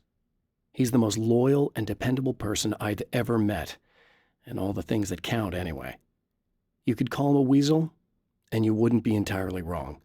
You could call him a clown, and I would reluctantly agree. But he has never let me down.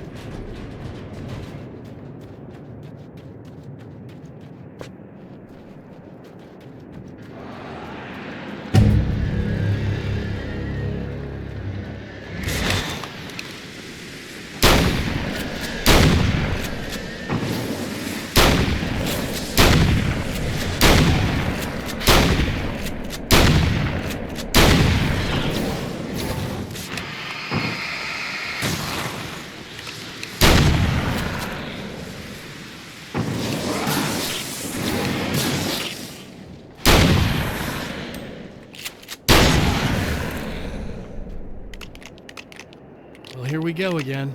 Better get ready to run.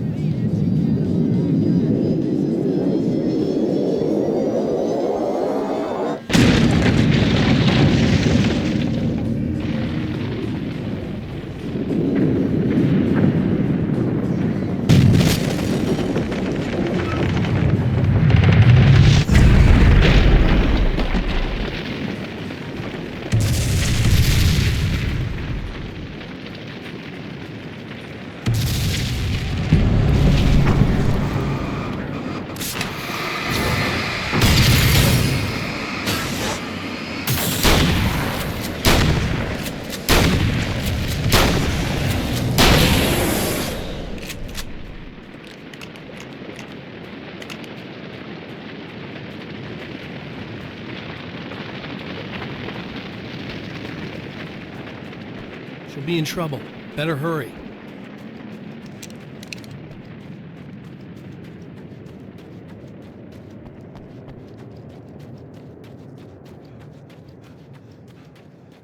Emma! Coming! This is not the bad thing!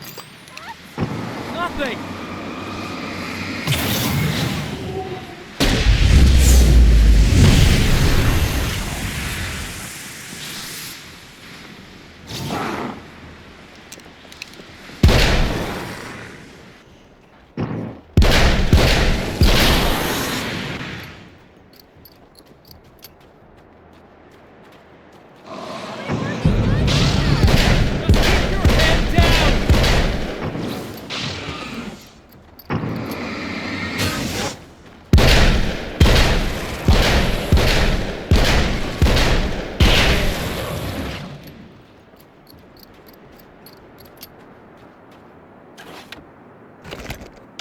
It's okay. It's safe now. I got a really bad feeling about all of this. I'm gonna need those keys to the diner now. There's a motel key there that I have to get. Oh, hey, you don't have to do that. I have the motel master key. I work for the same company, you know. What's at the motel? Well, there's a dead guy. He's got something I need to get into the Mount Redtooth Observatory. God, that's awful. Hey, you wanted to know about the guy who looked like you, didn't you? The last time you said he had a party, but you didn't go. No, that's not true. I did go. It was really great at first, and then I didn't see it myself, but I hear he turned nasty. He hurt a bunch of guys pretty bad, and there was this girl, she died. But I didn't hear about that until afterwards. I thought that he was so charming. And then he went to the diner. That's right. I wasn't involved. I wasn't involved with that at all. I don't know what happened. Fine. I need to check out these motel rooms. In the meantime, you stay here, okay? I'm serious. Keep the lights on and stay here. Yeah, okay. You got it. I sure hope you're right about this. You're gonna stay here this time, right? Because the last time I didn't, and that thing, whatever it is, happened to me. Yeah. I don't want you to get hurt again. Don't worry, I'm gonna stay put. I don't remember what happened exactly, but I learned my lesson. Good. It doesn't have to happen exactly the same way this time around. You proved that much when you went out and got those things for me. I think you're gonna be okay. Let's hope you're right.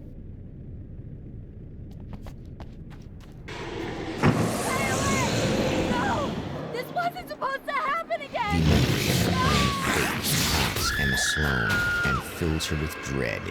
This time, she does as she's told. It's not enough to save her.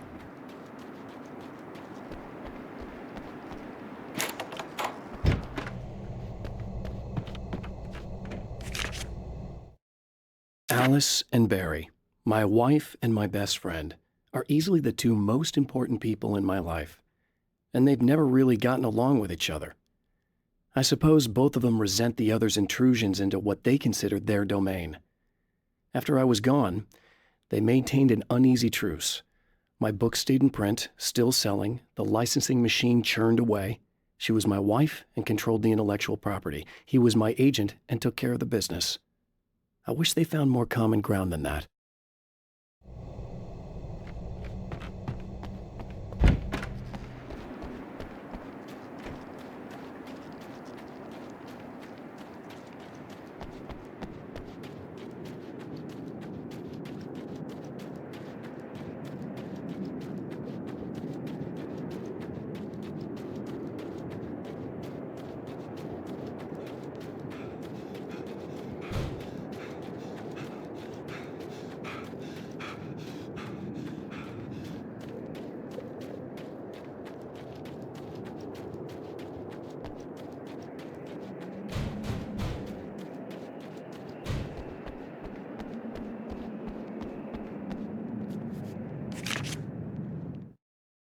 I'm trapped in the darkness.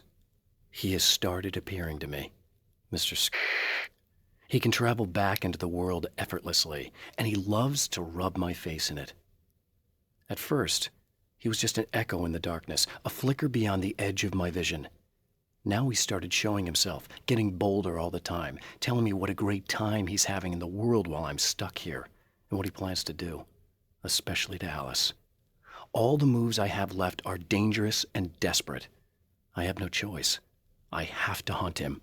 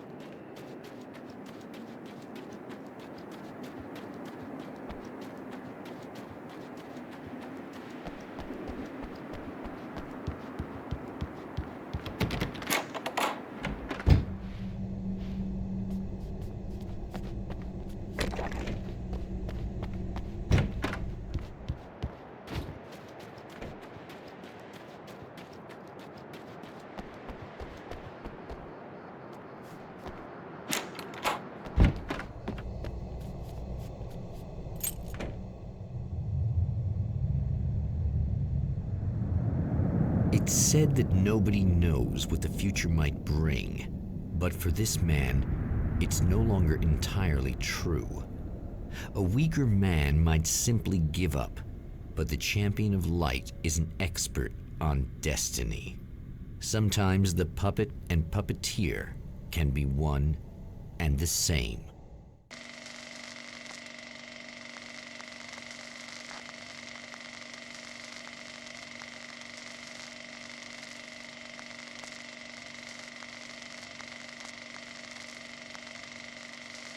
Mount Redtooth, its top littered with man-made eyes that stare into the endless depths of space. Tonight, the champion of light will depend on them to pick out a message from the ether.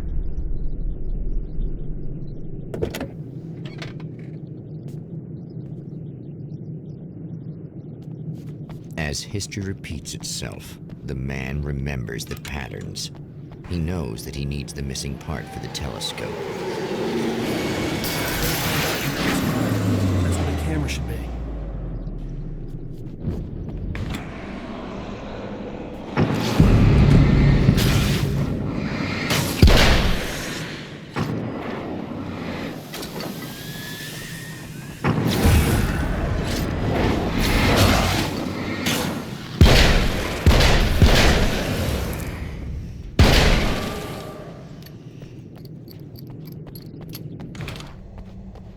Oh, praise be. You guys are coming through for me.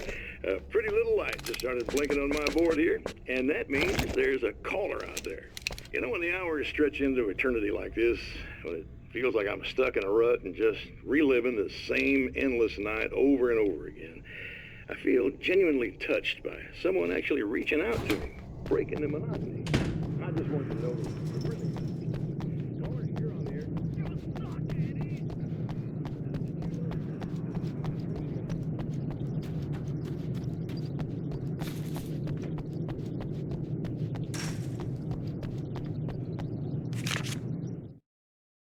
When Dr. Rachel Meadows got the call from Michael, telling her to hurry to the observatory, she didn't waste any time. It had been a nice party. She'd had a good time, but her social life would always play second fiddle to the mysteries of space. Michael never showed up, of course. He pulled over at the wrong rest stop. She never even thought about him at the time. The phenomenon in the sky above her was too fascinating.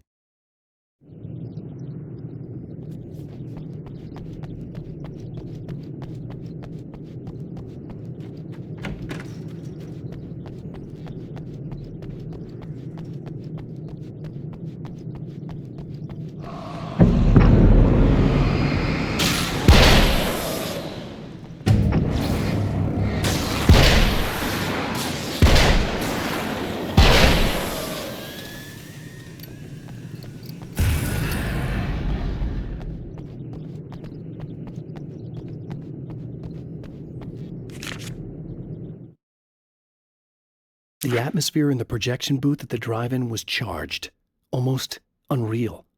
Despite that, the air felt cool and refreshing this late at night. It'd been a hot day.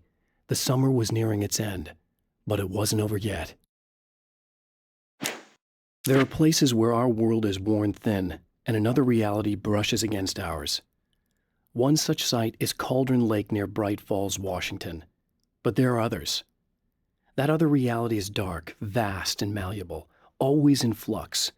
In its depths dwell vast forces and alien energies. They're dangerous. But in one of these places, if you know how, you can channel the power of that place and use it to shape reality.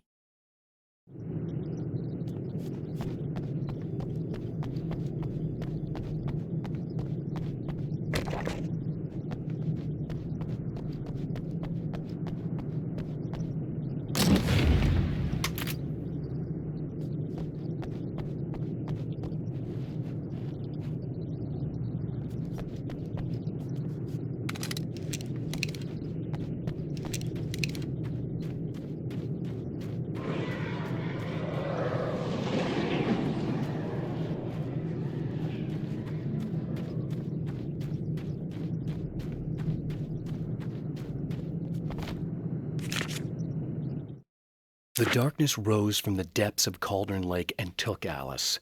It needed words. It needed me to write its way into our world. She was leverage, a hostage. I complied, but with a twist. I put in a loophole that gave me a chance to fight back. I was hunted by shadowy enemies, but I faced the darkness.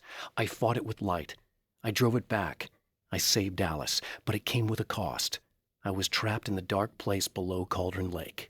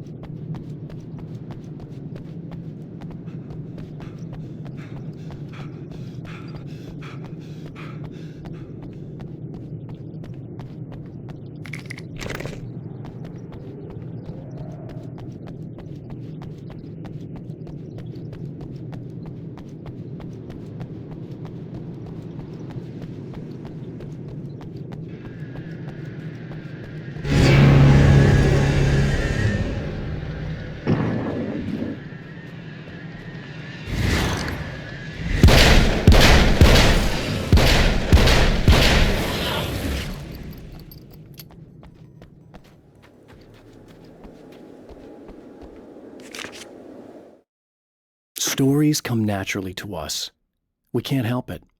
There are many different worlds, many competing realities within our heads, fueled by books, television, even barely remembered childhood tales. There's an endless supply of fictional concepts more familiar to us than anything or anyone real. We have a far greater connection to the fictional characters we know and love than the random people we pass on the street. Our destinies and inspirations are shaped by lies, myths, and fables.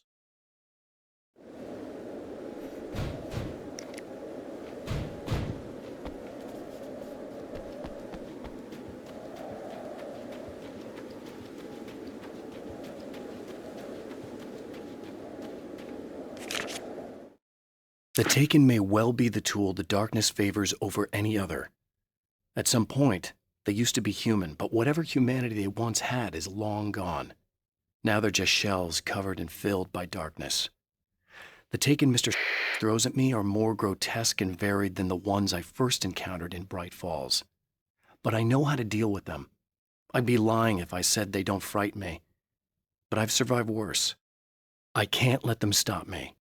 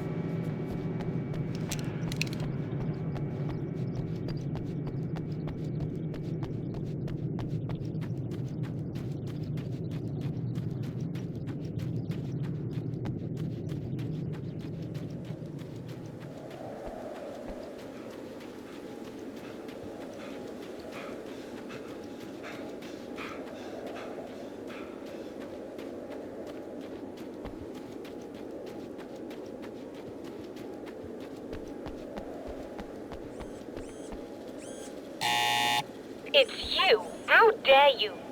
No, wait. It isn't you, is it? I suppose you'd better come in. I'll unlock the door. Thanks.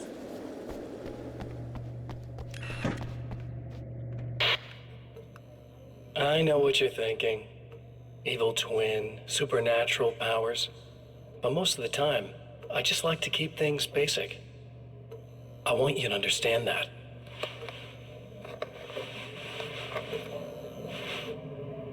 Like this. Need to get your hands dirty?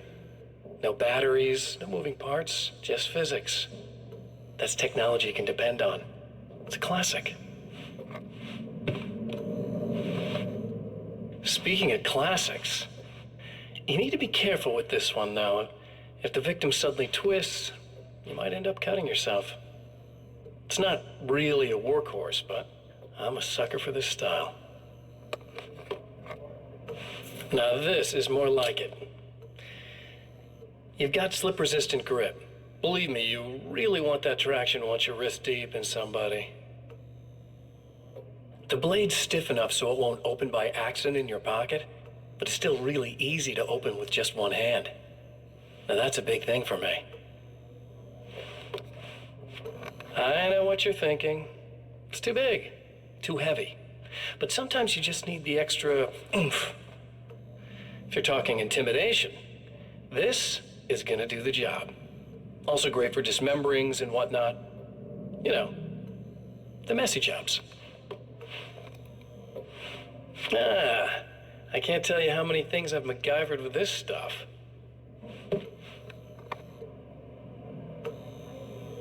Okay, now, guns. Not a big fan. I mean, how are you supposed to really connect with somebody with a bullet? I want you to understand that. I take pride in what I do. We can't both be worthless hacks, can we?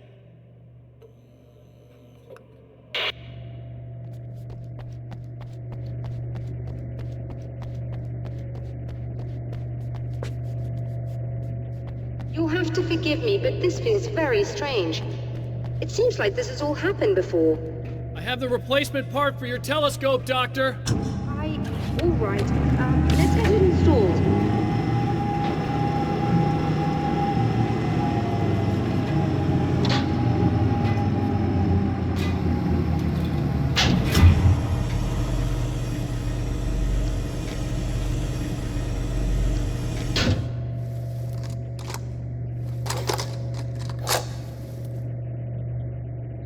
I think we can give this a go, although I have this strange feeling that something... Don't start it up yet!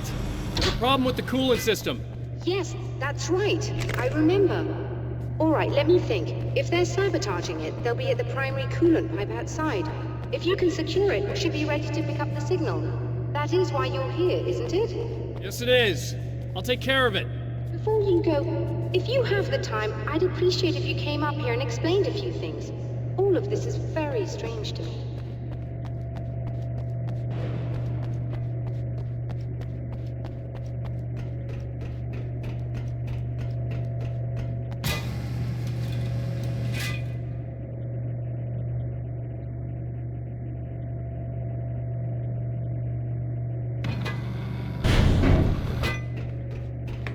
Hello.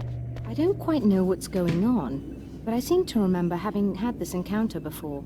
It's not deja vu, Doctor. This has happened before. We're caught in a time loop. That's utterly insane. How could that be? I can't really explain it. I suppose I could call it magic. I don't believe in magic. Neither do I. But I can't argue with what I've experienced. Listen, what matters now is the signal. The last time we only caught a part of it. I need the rest of it. Whether you believe me or not, you want to look into this as much as I do, right? Yes. All right. I realize that you have trouble believing this. That's an understatement. I can't deny that what you say resonates with me on some level I don't pretend to understand. But for all I know, I'm simply delusional. But it's not just you. I've experienced the same thing as you.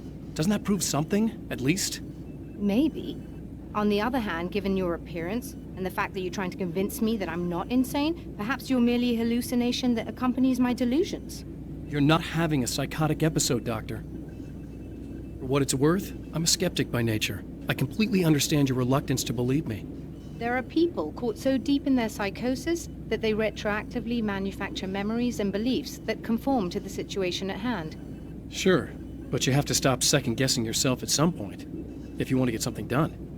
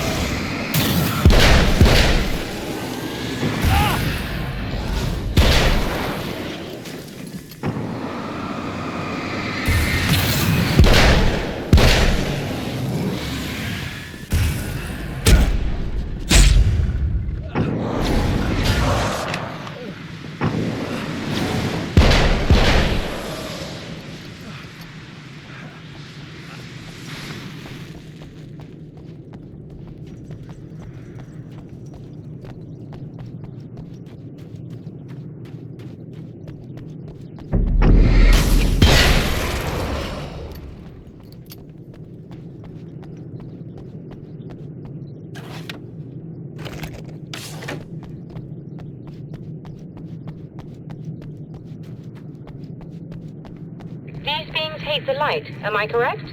You should be able to turn on the lights and secure the area that way. Doctor, can you hear me? I think we're good to go. All right. I'll start looking for the signal. Please, head back.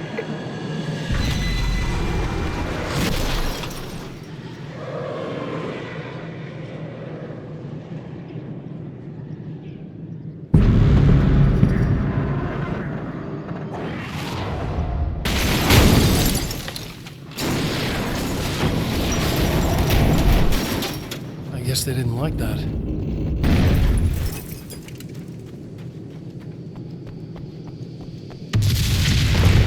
Whole damn mountain's trying to kill me.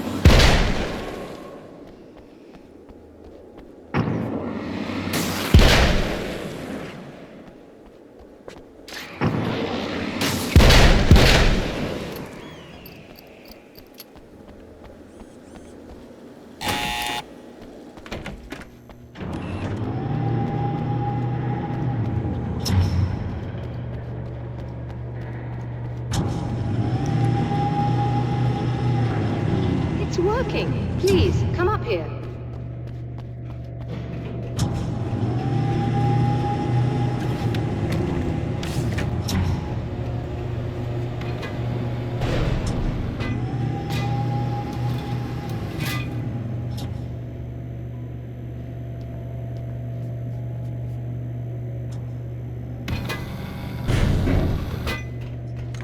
You find the signal? Yes, I don't think it's quite the same thing we had, the last time. Still, we're definitely picking it up. Are we getting the complete signal now? I'm afraid not.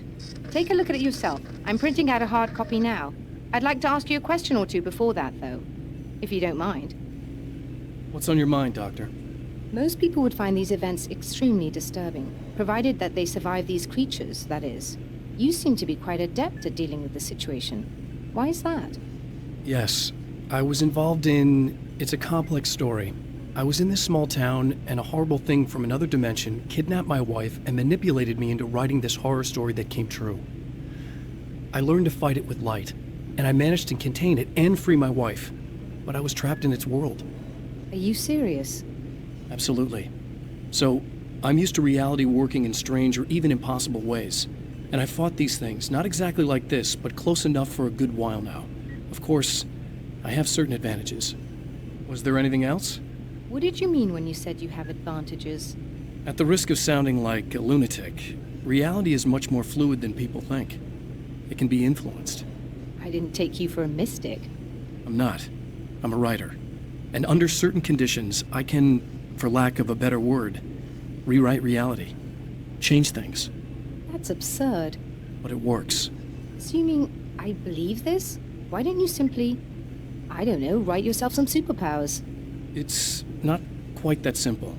You need to follow certain laws of drama, I suppose. You need to think about consistency and symbolism. Often what you write isn't anywhere near as important as what you imply. There are things out there that will take advantage of your mistakes. You really believe in this? Don't look at me like that. You've experienced some of this yourself. I will gladly admit that something exceedingly strange is going on. But this idea that you're somehow altering reality with your writing is ridiculous. You're essentially saying you're controlling my actions. Leaving aside the rational arguments against this, what gives you the right? Well, it's more like having a destiny. A path you're on. You're not aware of it, but there it is. If somebody changes it, what difference does it make? It's what every writer does. If you write something that affects one of the characters, they don't really know about that. I'm not a character. Are you saying that it's all right to take advantage of someone if they aren't aware of it? Look, all I meant was that if you're genuinely making all your own decisions, and those decisions lead to whatever destiny you have, what practical difference does it make? I suppose that depends on whether our destinies are determined by things like physics and probabilities, or natural reality, which is presumably neutral and impartial, or by some kind of an intelligence. If it's the latter, that intelligence makes choices based on some criteria. If we suffer as a result of those choices, there's a moral and ethical element involved, regardless of whether we're aware of its manipulations. Wouldn't you agree? You're taking this very well. I thought you'd be angry. I suppose I would be if I thought you could actually do this. Another printout. Another signal fragment. The message is still not complete, but it's another piece of the weapon he has built against his adversary. Mere words on a piece of paper, but in the right hands, they will hold back the darkness.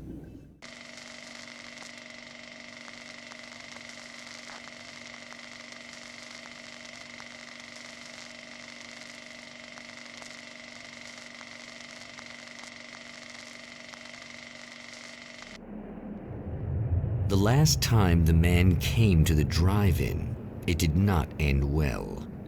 He hopes to avoid that fate this time. He hopes that what he has brought with him to this place is enough.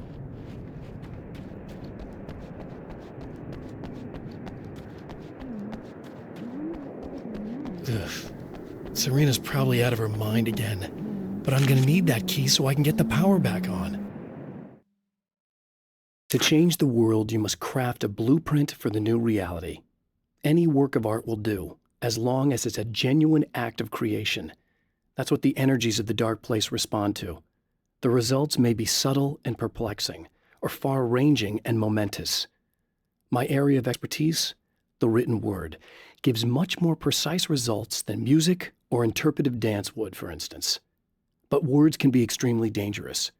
What you define may become reality, but so can that which you imply, even if you don't realize you're doing so.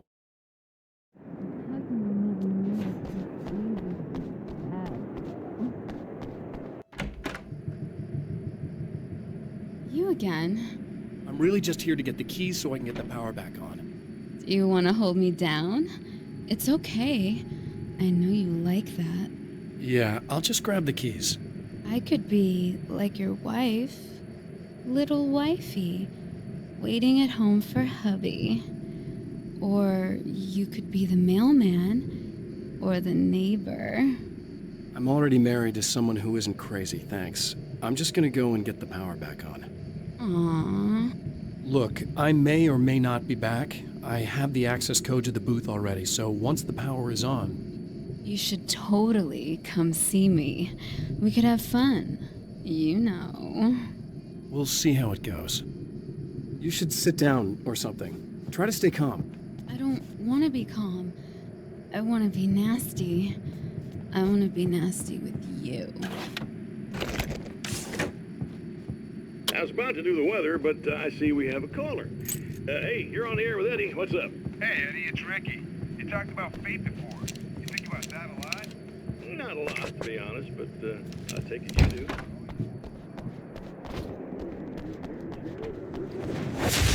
Are you getting it yet, genius?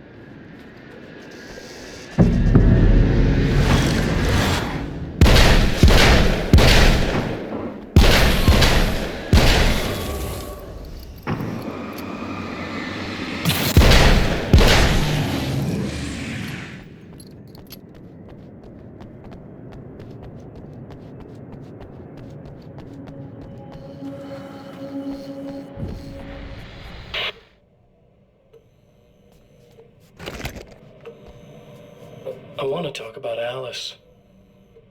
Just look at her. She's really beautiful, isn't she?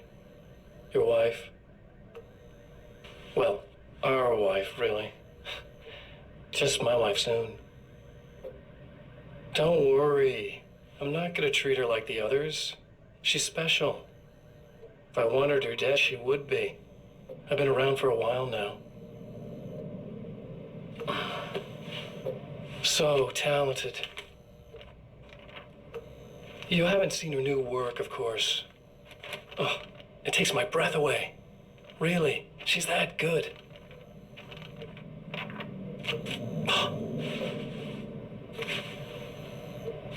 Did you know that I've got a wedding ring, too? We're that similar. She's seen me a couple times, you know. I've let her catch glimpses.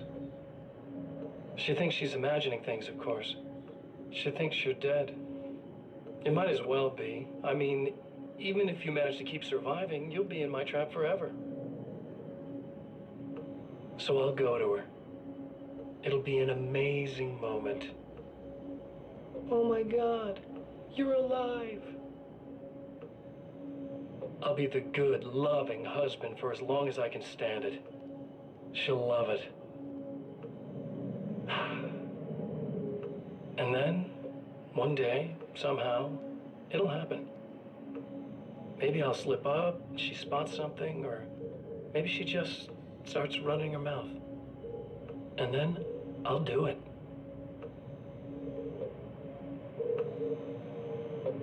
is going to be sweet.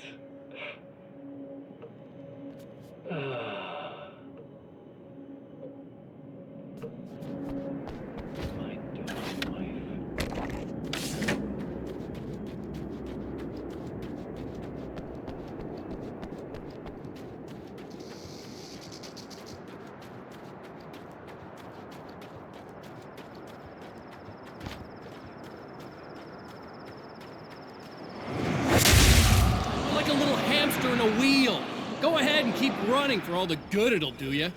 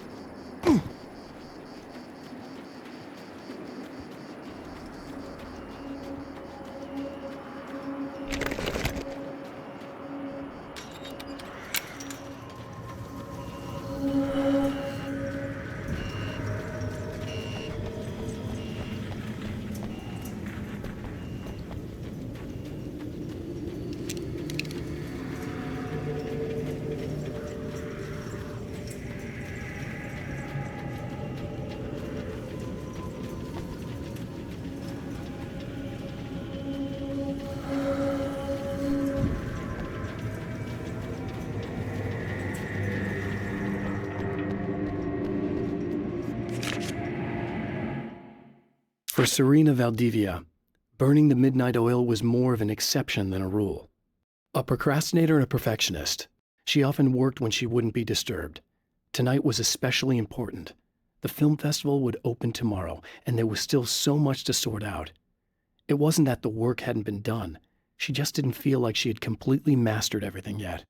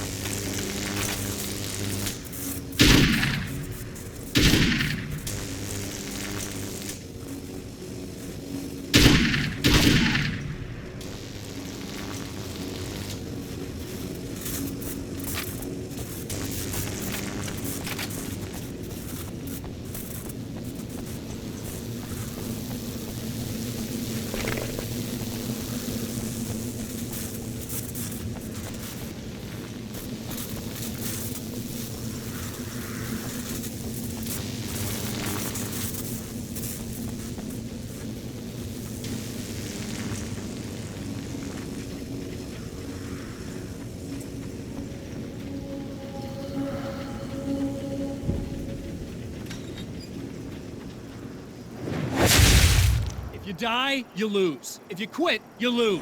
If you make it to the end of the loop, you'll still lose. Sucker.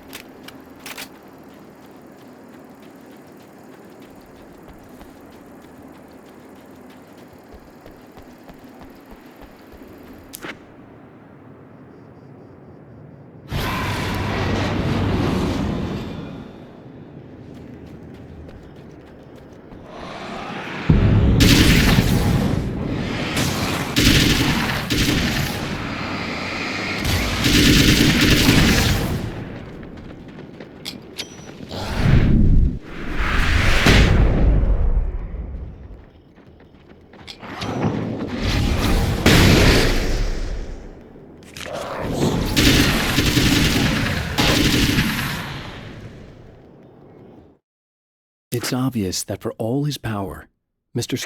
is an agent of another greater being. The dark place he came from is full of terrible alien intelligences, dark presences, and none of them should be let loose in our world. He serves one of them. He'll open the way for them if I don't stop him. But he'll do more. He'll take over my life. He already has my face. He already uses my name. He'll become Alan Wake in every way imaginable and corrupt everything. Unless I can stop him.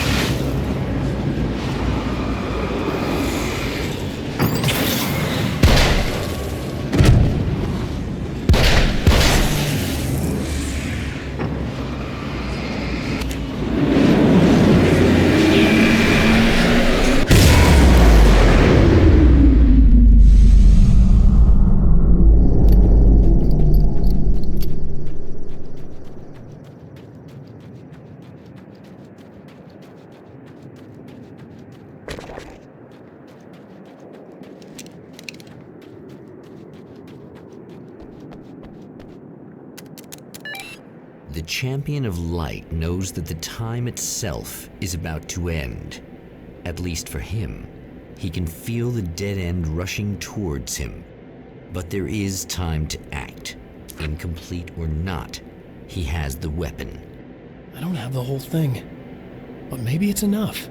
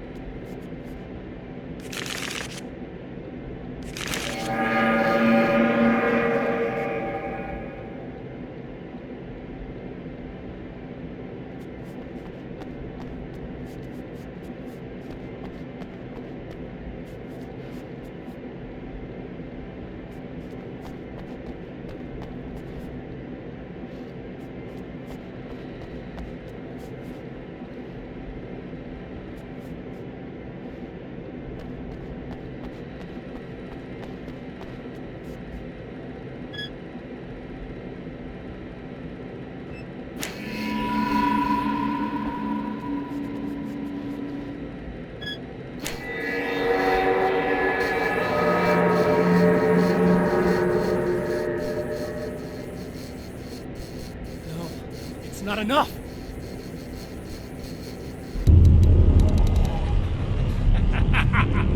You're trying to be cute, aren't you? What are you up to? It's a waste of time, buddy. You should just lie down and die. Let me take over. This is the only thing you've got coming to you. From here to eternity. No matter how many times you come back.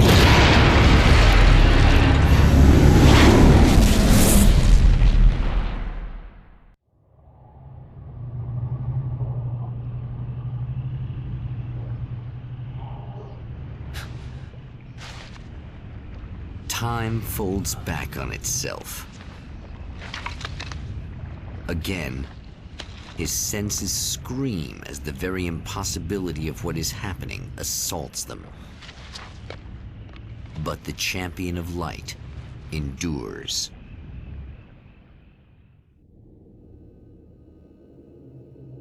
Each time he gets a little closer, each time another detail falls into place. Now, the trap works against the Herald of Darkness.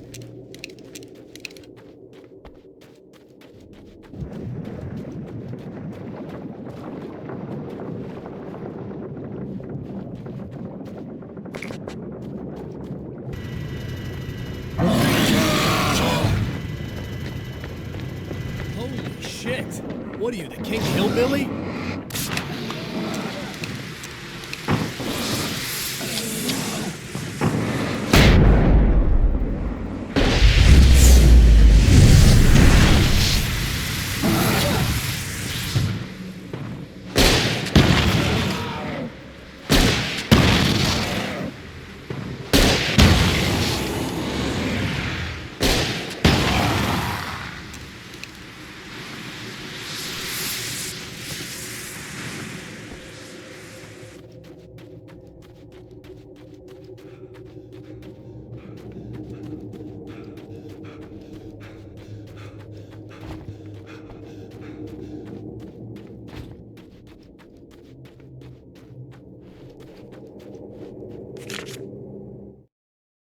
Thor and Odin Anderson, old gods of Asgard. I still don't quite know what to make of them. I know they used to be rock stars who modeled their stage personas after Norse gods. I know they're old. I know that in their day they fought the darkness as I do. I know they're demented and insane, ravaged by age and self-abuse. But there's something in them, something powerful that took hold when they were touched by the powers beyond. A thing that goes far beyond just stage names. Something godlike.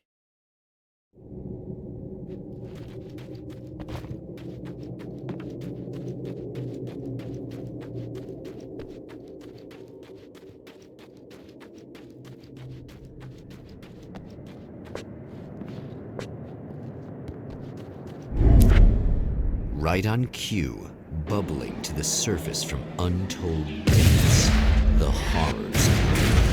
The emerging monsters do not expect the warm reception that has already been prepared for them.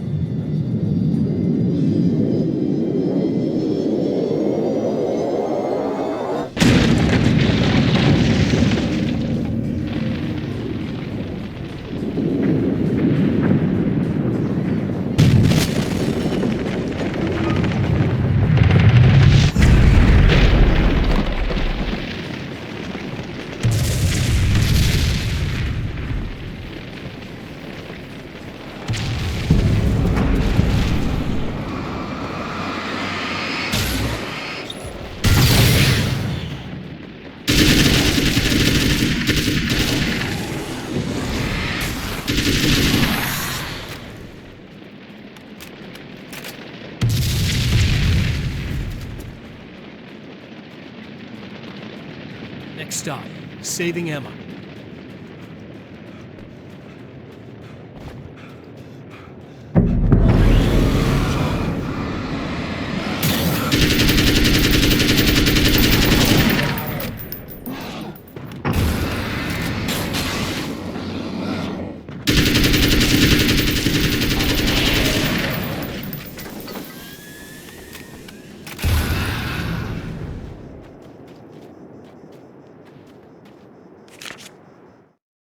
Getting the Andersons into the recording studio was a struggle and a half.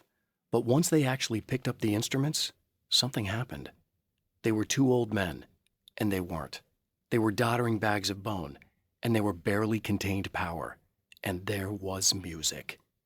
Barry rubbed his hands together. He knew how to pick a winner. Now all they needed was some direction on how to make things a little more modern.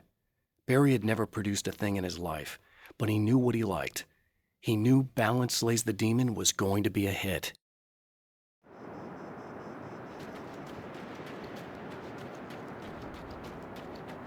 Is it bad that this time I just went, oh, my ass? Not as long as I show up, I guess.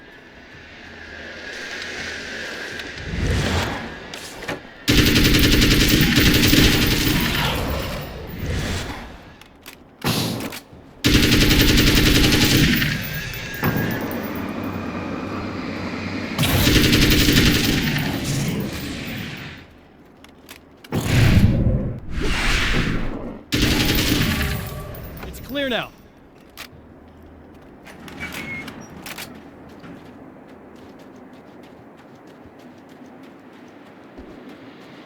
Well, art lovers, are you feeling neglected? You shouldn't. You know Eddie Rodman's got that. I have seen the darkness twist flesh into new shapes before, but encountering these giants is an extremely disturbing experience. It's as if the genre has been switched on me. There's something out of Pulp Fiction. Twice as tall as normal men and stronger than forklifts, their lumbering gait and slow-witted demeanor brings to mind some kind of mean-spirited caricature of a feeble-minded hillbilly.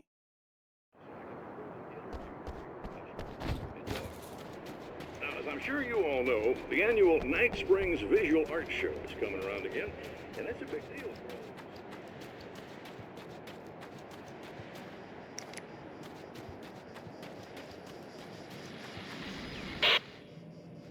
So I've been thinking about Barry. I don't know. I'm not gonna keep him around, that's for sure. Emma wasn't sure exactly when the man arrived at the motel, but from what she could tell, the party started almost immediately. It was infectious, spreading from one room to another. He was mercurial, almost as if he was flickering through the scene, telling a joke here, throwing an insult there, oozing sex and violence and excitement. She had never seen someone like this before. He looked at her and smiled, and she felt her heart flutter a little. She knew he was the kind of man mothers warn their daughters about, but she told herself it didn't matter. Al? Al!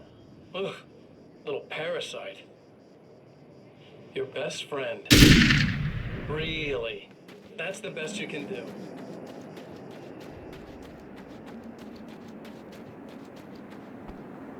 Yeah, thanks for saving me again. I'd hate to die before I'm scheduled to be murdered.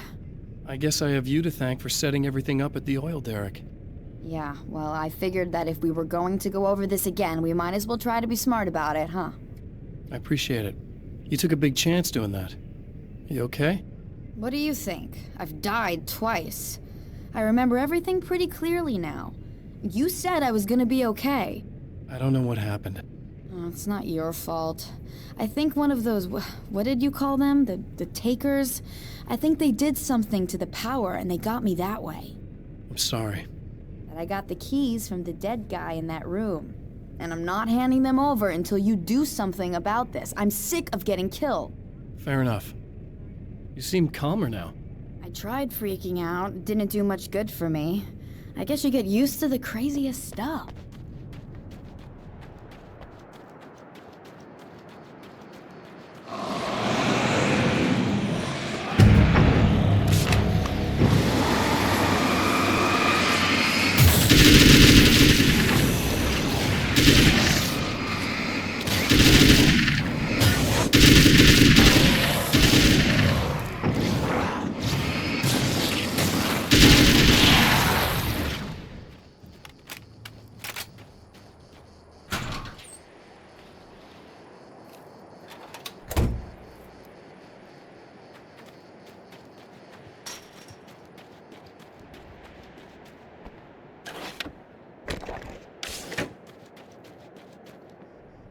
Okay. I really don't think they can get to the power now. Thank you. That's a relief. Here's the keys that you needed. Thank you. Hey, I have to tell you, at the diner, I went there with him. The guy who looks like you, okay? I know I said that I didn't. Yeah, I figured. Want to talk about what happened at the diner? There was this guy from the observatory, and he just attacked the poor dude, smashed his face into the tabletop a bunch of times. It was horrible. I didn't know that he was gonna do that. I swear. And I just ran. I just left him there. I didn't even try to help. There was nothing you could have done. It's not your fault. Well, he's dead in that motel room now, so excuse me if I feel pretty shitty about it anyway. You shouldn't blame yourself. I just didn't want to get involved. I have this tendency to just drop everything and run. I don't think I'm a bad person, but I didn't even call the cops. I'm such a coward. If you'd called the cops, we'd have dead cops. He's not human. Do you understand? It's not your fault. But I could have tried to stop him. Believe me, if you had, you'd be dead. You seem to be doing a little better now. Yeah, I guess it just got easier once I got this thing off my chest. I just feel so guilty about it, especially because I didn't pick up on any of the warning signs. I just really liked hanging out with him, you know? He was smart and charming and funny and hot. The way you could be, I guess.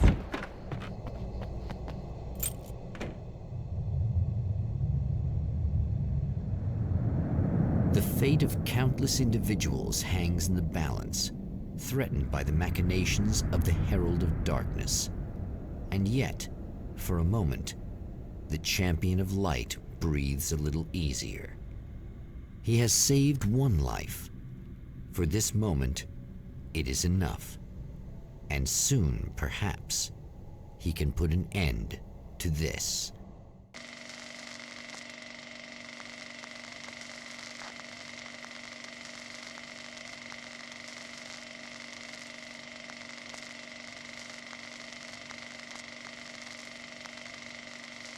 Returning to the observatory for what he hopes is the final time, the man feels anticipation and dread in equal measure. Soon, he knows, he will have what he needs.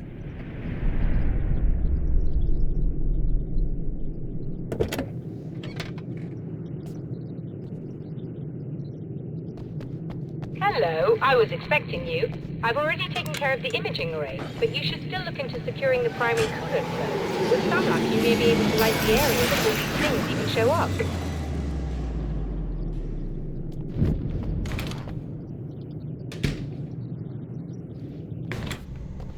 Thanks for tuning in for the second part of our interview with Serena Valdivia and award-winning photographer Alice Wake. Now, Alice, we were talking about your husband, Alan Wake.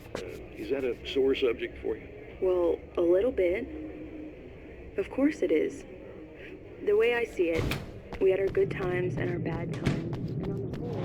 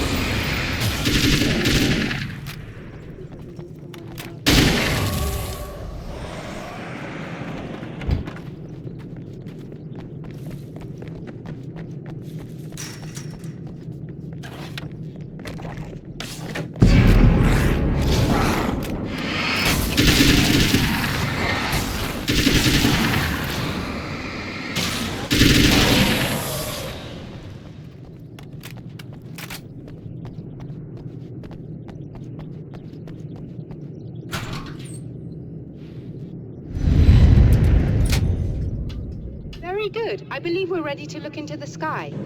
Right there, Doctor.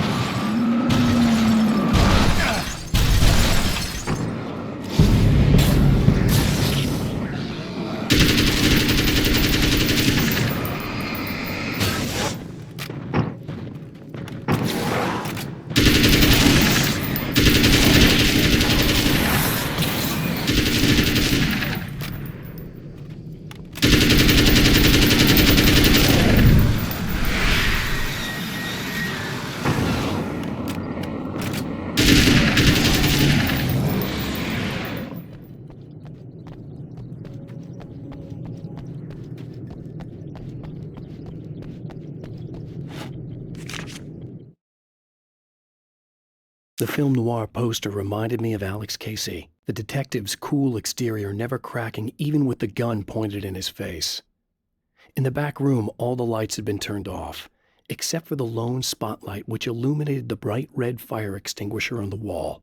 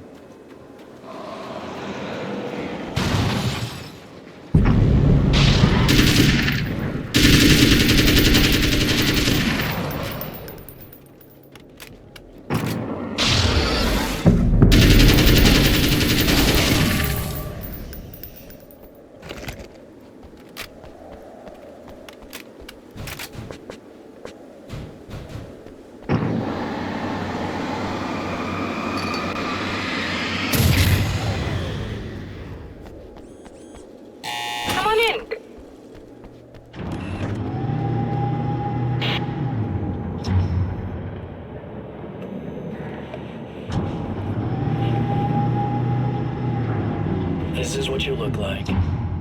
Does that bother you? I bet it does. I'm not just wearing your face, you know. It goes a lot deeper than that.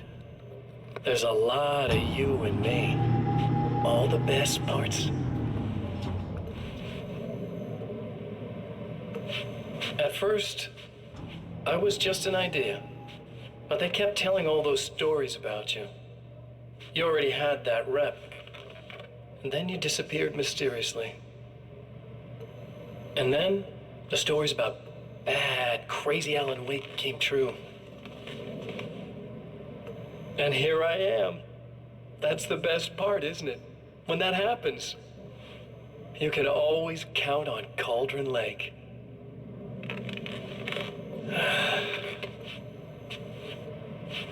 I'm just as real as you are. And I'm the improved version. No fears, no doubt, no weaknesses, no self-deception here. I don't let anything drag me down.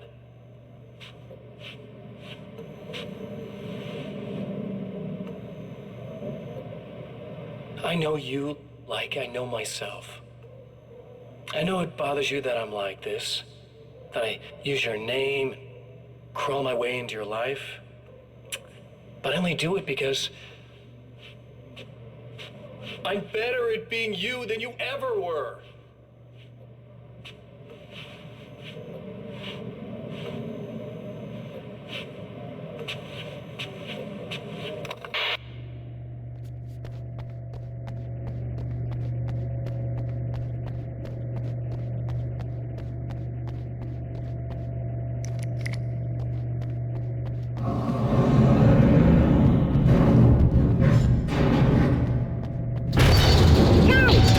To protect the tunnel.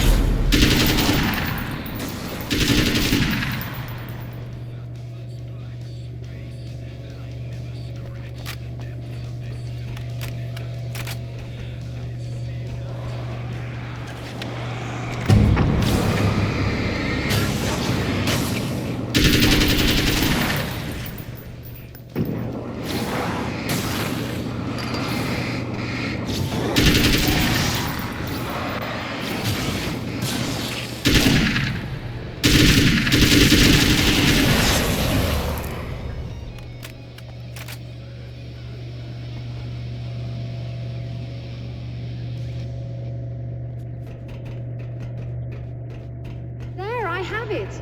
But I wish these things would stop blatantly violating the laws of physics in my observatory. That's just rude. Are you all right? I'll live. I'm glad. I'll send the lift down to you. I remember our previous encounters very clearly now. But technically, if this really is a loop in time, we've never met before. I don't know why our awareness persists, but it's bloody fascinating.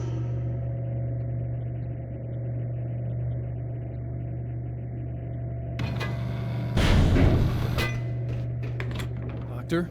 You know, I know physicists who would give 15 years of their lives for a chance to experience something like this. I'd imagine that being stalked by horrible axe murderers would curb their enthusiasm a little. Clearly you've never met hardcore physicists. I'm glad you're in such good spirits, but... The signal! Yes, it's completed. Finally. If all goes well, this should be the last time we go through the loop. You know, I just realized that I don't have any memory of what happens after you leave. What does that mean? I don't think it means anything. If everything goes well, you just keep going. I don't show up here like this again, no more bad guys. Things go back to normal. Let's hope you're right. I'd love the opportunity to look into this in more detail. Looks like you've accepted the situation. I'm a pragmatist. If this is a delusion, at least my first psychotic episode is anything but boring. Really, Mr. Wake, at the end of the day, I'm a scientist. I love mysteries. I love not knowing. Whatever else this might be, it's absolutely fascinating. I wonder how far this reaches. Is everybody in the world experiencing this? Who knows? I think reality's probably pretty fragile right now. Doctor, I can see you're very enthusiastic about this.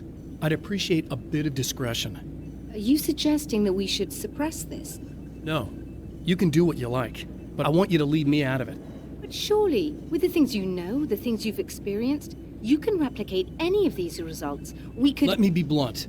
If you drag me into this, I'll deny everything. I'll lie like my life depended on it. And writers are damn good liars. Word of advice. This is things man was not meant to know territory. You get into this, chances are you'll open up a door into a world of hurt. Believe me, I know. I see. In a strange way, he feels at ease. He is armed with his own words, and when the time comes, they will be enough or they will not. For now, he's content to let the currents take him toward the final confrontation.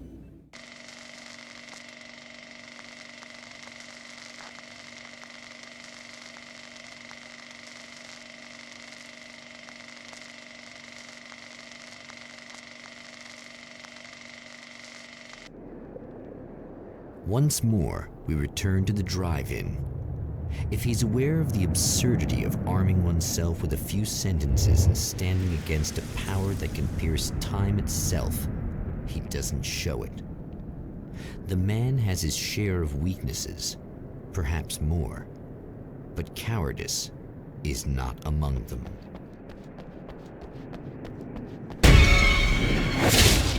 Oh, you got yourself a little plan, do you?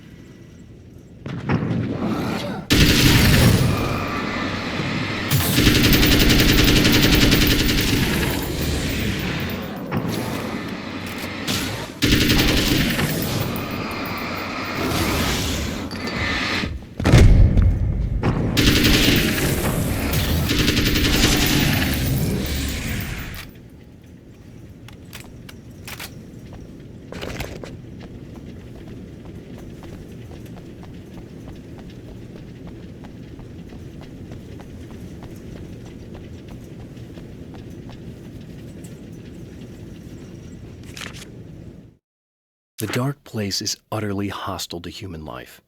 It eats at your mind, wants you to succumb to madness. Your own thoughts can turn against you. Every shadow conceals a threat that attacks at the slightest sign of weakness.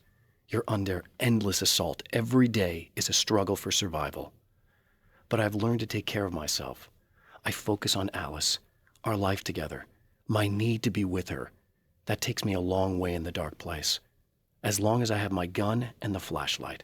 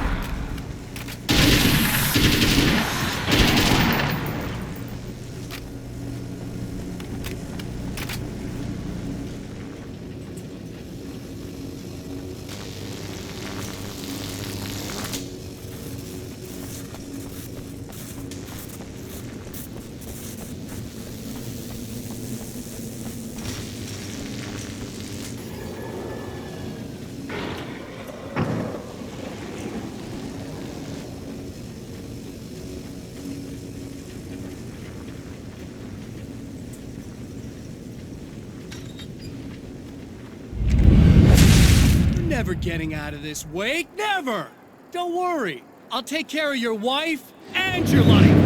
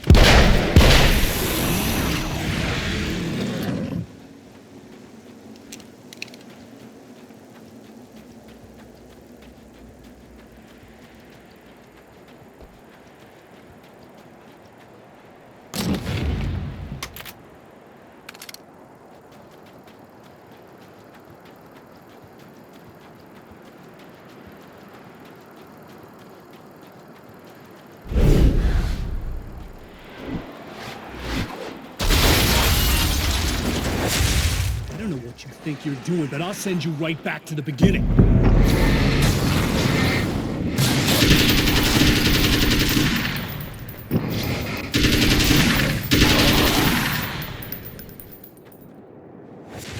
What?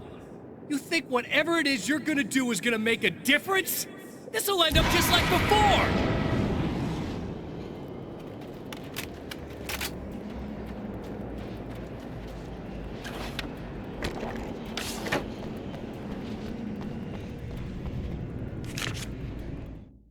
There's more to fighting the Taken than just burning away the darkness that protects them.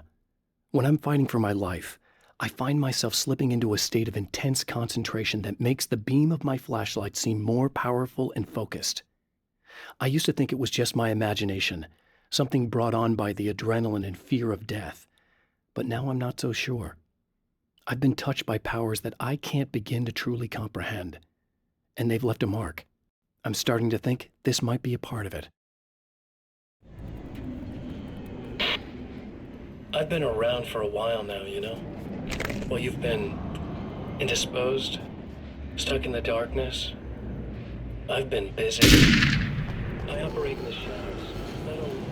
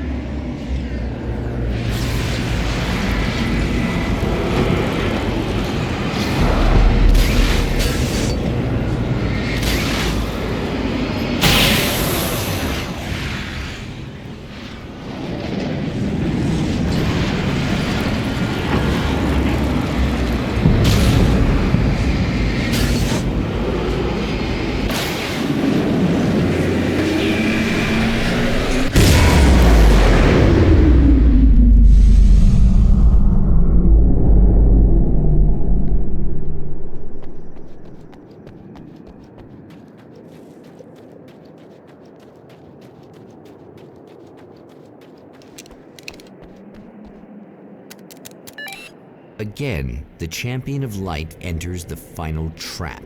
The new reality is almost here.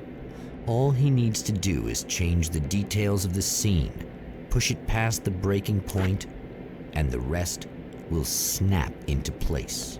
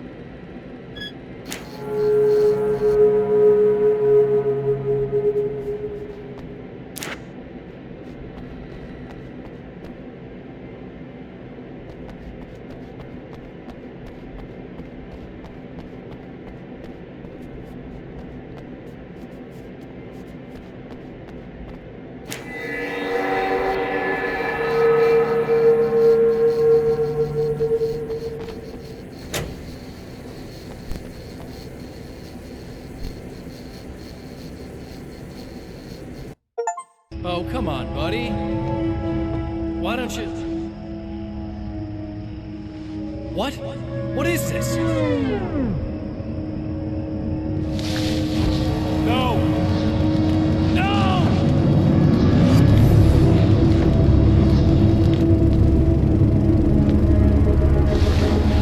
You can't do this! All I did was take the things you always wanted and never had the balls to go for. It's my turn now. It's my life. It's my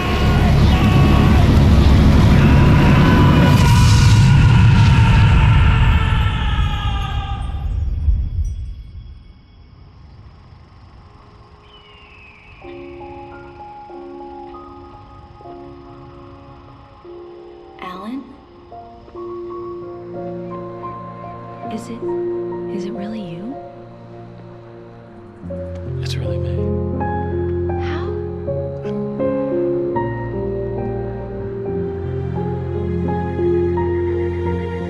I love you.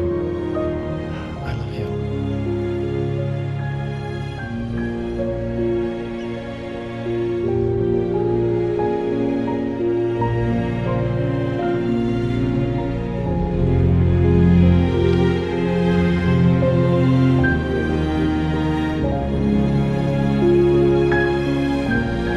A woman, a man, two lovers, held apart for far too long, enveloped in the light of a glorious dawn. They both feel it. He's home at last. Are these actual events, or merely a dream? A memory, or a glimpse of what is to come? One thing is certain. This scene takes place in another time and another place, far, far away from Night Spring.